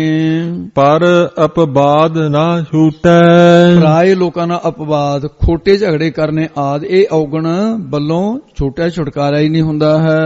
ਆਵਾ ਗਮਨੋ ਹੋਤ ਹੈ ਫੁਨ ਫੁਨ, ਇਸ ਕਰਕੇ ਪਰਮੇਸ਼ਰ ਸਾਡਾ ਜੀਵਾਂ ਦਾ ਫੁਨ ਮੁੜ ਕੇ ਆਵਾ ਗਵਨ, ਆਉਣਾ ਜਾਣਾ ਜਮਣਾ ਮਰਨਾ ਹੋਤ ਹੁੰਦਾ ਹੈ, ਭਾਵ ਬਾਰ-ਬਾਰ 84 ਲੱਖ ਜੂਨਾਂ 'ਚ ਗੇੜੇ ਕੱਢਦੇ ਫਿਰਦੇ ਹਾਂ। ਇਹ ਜੰਮਣ ਮਰਨ ਦਾ ਜਿਹੜਾ ਪ੍ਰਸੰਗ ਹੈ ਕਹਿੰਦੇ ਨੇ ਇਹੋ ਪ੍ਰਸੰਗ ਨਾ ਟੂਟੈ, ਇਹ ਜਿਹੜਾ ਸਿਲਸਿਲਾ ਹੈ ਜੰਮਣ ਤੇ ਮਰਨ ਦਾ ਪ੍ਰਸੰਗ, ਸਿਲਸਿਲਾ ਚੱਕਰ ਕਦੇ ਟੁੱਟਦਾ ਨਹੀਂ, ਖਤਮ ਨਹੀਂ ਹੁੰਦਾ। ਪਰ ਸੰਗ ਪਰ ਪਰਾਏ ਭਾਵ ਖੋਟੇ ਪੁਰਖਾਂ ਦੀ, ਖੋਟੇ ਕਾਮ ਵਿਸ਼ਿਆਂ ਦੀ ਸੰਗਤ ਦਾ ਸਾਥ, ਇਹ ਟੁੱਟਦਾ ਨਹੀਂ ਹੈ। ਜਿਹ ਘਰ ਕਥਾ ਹੋਤ ਹਰ ਸੰਤਨ, ਹੇ ਪਰਮੇਸ਼ਰ ਜਿਸ ਸਤਸੰਗਤ ਰੂਪੀ ਘਰ ਦੇ ਵਿੱਚ ਸੰਤਨ ਮਹਾਤਮਾ ਜਨਾਂ ਦੁਆਰਾ ਕਥਾ ਹੁੰਦੀ ਹੈ, ਸਰੂਪ ਲੱਖਣਾ ਵਾਲੀ, ਤਟਸਥੀ ਲੱਖਣਾ ਵਾਲੀ ਕਥਾ ਹੋਤ ਹੁੰਦੀ ਹੈ। ਇਕ ਨਿਮਖ ਨਾ ਕੀਨੋ ਮੈਂ ਫੇਰਾ। ਉੱਥੇ ਤਾਂ ਮਹਾਰਾਜ ਫੇਰਾ ਮਾਰਨ ਵੀ ਨਹੀਂ ਜਾਂਦਾ, ਕਥਾ ਤਾਂ ਸੁਣਨ ਇੱਕ ਪਾਸੇ ਦੀ ਵੀ ਜਾ ਕੇ ਮੱਥੇ ਹੀ ਟੇਕਿਆ ਮਾ ਨਹੀਂ। ਇਹ ਸਤਸੰਗ ਤੁਰ ਵੀ ਘਰ ਦੇ ਵਿੱਚ ਇੱਕ ਨਿਮਖ ਮਾਤਰ ਵੀ ਅੱਖ ਦੇ ਝੌਂਕਣ ਜਿਹਨੇ ਸਮੇਂ ਦੇ ਵਿੱਚ ਵੀ ਕਿ ਦਰਸ਼ਨ ਕਰਨ ਬਣੀ ਗਿਆ ਹੈ। ਇਹ ਇੱਕ ਨਿਮਖ ਗੇੜਾ ਨਹੀਂ ਕੱਢਿਆ, ਉੱਥੇ ਗੇੜਾ ਵੀ ਨਹੀਂ ਮਾਰਨਾ ਕੀਤਾ, ਕਥਾ ਦਾ ਕੀ ਸੁਣਨੀ ਹੈ। ਲੰਪਟ ਚੋਰ ਦੂਤ ਮਤਵਾਰੇ। ਤੇ ਜੋ ਪਰਾਈਆਂ ਇਸਤਰੀਆਂ ਨਾਲ ਵਿਸ਼ੇ ਭੋਗਣੇ ਲੰਪਟ ਖਚਤ ਹੋ ਰਹੇ ਨੇ, ਚੋਰੀ ਕਰਨ ਵਾਲੇ ਚੋਰ ਪੁਰਖ ਹਨ ਤੇ ਜਿਹੜੇ ਚੋਰ ਨੇ ਕਾਮ ਆਦਿਕ ਦੂਤਾਂ ਕਰਕੇ ਝੱਲੇ ਹੋ ਰਹੇ ਨੇ, ਜਿਹੜੇ ਮਤਵਾਰੇ ਸ਼ਰਾਬੀ ਜਾਂ ਫਿਰ ਸ਼ਰਾਬੀ ਆਦਨ ਤੇ ਇਸ ਪ੍ਰਕਾਰ ਦੇ ਦੂਤ ਕਾਮ ਕਰੋ ਆਦਨ ਮਾਇਆ ਰੂਪੀ ਸ਼ਰਾਬ ਦੇ ਨਸ਼ੇ ਵਿੱਚ ਝੱਲੇ ਜਿਹੜੇ ਹੋ ਰਹੇ ਹਨ। ਤਿੰਨ ਸੰਗ ਸਦਾ ਬਸੇਰਾ। ਉਹਨਾਂ ਦੇ ਨਾਲ ਸਾਡਾ ਬਸੇਰਾ ਨਿਵਾਸ ਹੋ ਰਿਹਾ ਹੈ। ਕਾਮ ਕ੍ਰੋਧ ਮਾਇਆ ਮਦ ਮਤਸਰ।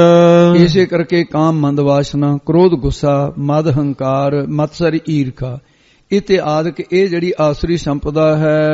ਇਹ ਸੰਪੈ ਮੋਹ ਮਾਹੀ। ਇਹ ਆਸਰੀ ਸੰਪਦਾ ਜਿਹੜੀ ਵਿਭੂਤੀ ਮੇਰੇ ਸਾਡੇ ਜੀਵਾਂ ਦੇ ਹਿਰਦੇ ਦੇ ਮਾਹੀ ਵਿੱਚ ਹੀ ਰਹਿੰਦੀ ਹੈ। ਦਇਆ ਧਰਮ ਅਰ ਗੁਰ ਕੀ ਸੇਵਾ। ਇੱਕ ਤਾਂ ਜੀਵਾਂ ਤੇ ਦਇਆ ਕਰਨੀ, ਤਰਸ ਕਰਨਾ, ਸੋਏ ਧਰਮ 'ਚ ਪੱਕੇ ਰਹਿਣਾ ਅਤੇ ਪੂਰੇ ਗੁਰ ਸਤਿਗੁਰਾਂ ਦੀ ਸੇਵਾ ਟਹਿਲ ਕਰਨੀ। ਇਹ ਸੁਪਨੰਤਰ ਨਾਹੀ। ਇਹ ਤਾਂ ਸਾਡੇ ਸੁਪਨੇ 'ਚ ਵੀ ਨਹੀਂ ਰਹੀਆਂ ਗੱਲਾਂ ਵੀ ਸੇਵਾ ਕਰੀਏ, ਸੁਪਨੇ 'ਚ ਵੀ ਸੇਵਾ ਨਹੀਂ ਕਰਦੇ, ਸੁਪਨੇ 'ਚ ਵੀ ਨਾਮ ਨਹੀਂ ਜਪਦੇ, ਸੁਪਨੇ ਦੇ ਵਿੱਚ ਵੀ ਦਇਆ ਨਹੀਂ ਕਰਦੇ, ਧਰਮ ਨਹੀਂ ਧਾਰਨ ਕਰਦੇ। ਤੇ ਇਸ ਪ੍ਰਕਾਰ ਇਹ ਸੁਪਨੰਤਰ ਨਾਹੀ, ਸੁਪਨੇ ਦੇ ਵਿੱਚ ਵੀ ਇਹ ਨਹੀਂ ਹੋ ਰਿਹਾ ਹੈ। ਦੀਨ ਦਇਆਲ ਕਿਰਪਾਲ ਦਮੋਦਰ। ਤੇ ਹੇ ਪਰਮੇਸ਼ਰ ਤੂੰ ਦੀਨ ਗਰੀਬਾਂ ਤੇ ਦਇਆਲ ਦਇਆ ਕਰਨ ਵਾਲਾ ਹੈ, ਹੁਣ ਵੀ ਸਾਡੇ ਜੀਵਾਂ ਤੇ ਕਿਰਪਾਲੂ ਹੈ। ਹੇ ਦਮੋਦਰ ਪਰਮੇਸ਼ਰ ਅੱਗੇ ਨੂੰ ਵੀ, ਹੇ ਪਰਮੇਸ਼ਰ ਅੱਗੇ ਨੂੰ ਵੀ ਤੂੰ ਹੀ ਕਿਰਪਾਲੂ ਹੋਵੇਂਗਾ। ਅੱਗੇ ਨੂੰ ਵੀ ਆਪਣੇ ਪੇਟ ਨੂੰ ਪ੍ਰੇਮ ਰੂਪੀ ਰੱਸੀ ਨਾਲ ਬਣਾਉਣ ਵਾਲਾ ਹੈ, ਜਿਵੇਂ ਦੁਆਪਰ 'ਚ ਬਣਾਈ ਸੀ। ਹੇ ਹਰੀ ਪਰਮੇਸ਼ਰ ਵਾਹਿਗੁਰੂ। ਭਗਤ ਬਛਲ ਪੈ ਹਾਰੀ। ਭਗਤ ਭਗਤੀ ਕਰਨ ਵਾਲੇ ਭਗਤਾਂ ਦਾ ਬਛਲ ਪਿਆਰਾ ਹੈ। ਤੂੰ ਸੱਤ ਪ੍ਰਕਾਰ ਦਾ ਜਿਹੜਾ ਡਰ ਹੈ, ਭੈ ਜੈ ਪੈ ਪ੍ਰਲੋਕ ਪੈ ਜਨਮ ਵੇਦਨਾ ਜਾਤ ਅੰਨ ਰੱਖਿਆ ਗੁਪਤ ਵੈ ਅਕਸ ਮਾਤਰ ਪੈ ਸਾਤ। ਇਹਨੂੰ ਜੰਮਣ ਦੇ ਮਰਨ ਦੇ ਭੈ ਨੂੰ ਮੇਟਣ ਵਾਲਾ ਹੈ। ਹਾਰੀ ਹਾਰਨ ਵਾਲਾ, ਨਾਸ ਕਰਨ ਵਾਲਾ ਹੈ। ਕਹਿਤ ਕਬੀਰ ਭੀਰ ਜਨ ਰਾਖਹੁ। ਭਗਤ ਕਬੀਰ ਸਾਹਿਬ ਜੀ ਕਥਨ ਕਰਦੇ ਨੇ, ਹੇ ਪਰਮੇਸ਼ਰ ਸਾਨੂੰ ਜੀਵਾਂ ਨੂੰ ਆਪਣੇ ਸੰਤ ਜਨਾਂ ਦੀ ਭੀੜ ਵਿੱਚ, ਭਾਵ ਸਤਸੰਗਤ ਦੀ ਭੀੜ ਵਿੱਚ ਰੱਖਣਾ ਕਰੋ। ਜਿਨ੍ਹਾਂ ਗੁਰਮੁਖ ਜਨਾਂ ਨੇ ਹਿਰਦੇ ਦੇ ਅੰਦਰ ਸ਼ੁਭ ਗੁਣਾਂ ਦੀ ਭੀੜ ਇਕੱਤਰਤਾ ਹੈ, ਉਹਨਾਂ ਦੀ ਸੰਗਤ 'ਚ ਰੱਖਣਾ ਕਰੋ। ਭੀੜ ਮੁਸੀਬਤ ਪਾਉਣ ਵਾਲੇ ਕਾਮ ਕ੍ਰੋਧਾਂ ਦਾ ਵਿਕਾਰਾਂ ਦੀ ਸੰਗਤ ਤੋਂ ਸਾਨੂੰ ਜਨਾਂ ਨੂੰ ਬਚਾ ਕੇ ਰੱਖਣਾ ਕਰੋ ਮਹਾਰਾਜ। ਹਰ ਸੇਵਾ ਕਰੋ ਤੁਮਾਰੀ। ਹੇ ਹਰ ਪਰਮੇਸ਼ਰ ਅਸੀਂ ਨਿਰਗੁਣ ਜੀਵ ਹਰ ਵਕਤ ਤੁਹਾਡੀ ਪ੍ਰੇਮਾ ਭਗਤੀ ਰੂਪ ਸੇਵਾ ਟਹਿਲ ਕਰਦੇ ਰਹੀਏ, ਐਸੀ ਕਿਰਪਾ ਕਰੋ। ਅੱਜ ਦੀ ਨਿਤਨੇਮ ਦੀ ਵਿਚਾਰ ਇੱਥੇ ਸਾਧ ਸੰਗਤ ਦੀ ਸਮਾਪਤੀ ਹੁੰਦੀ ਹੈ। ਭੁੱਲਾਂ ਚੁੱਕਾਂ ਦੀ ਸਤਿਗੁਰੂ ਖਿਮਾ ਕਰਨ ਜੀ। ਦੀਨ ਦਇਆਲ ਕਿਰਪਾਲ ਦਮੋਦਰ। ਭਗਤ ਬਛਲ ਪੈ ਹਾਰੀ। ਕਹਿਤ ਕਬੀਰ ਭੀਰ ਜਨ ਰਾਖੋ। ਹਰ ਸੇਵਾ ਕਰੋ ਤੁਮਾਰੀ। ਵਾਹਿਗੁਰੂ ਜੀ ਕਾ ਖਾਲਸਾ, ਵਾਹਿਗੁਰੂ ਜੀ ਕੀ ਫਤਿਹ।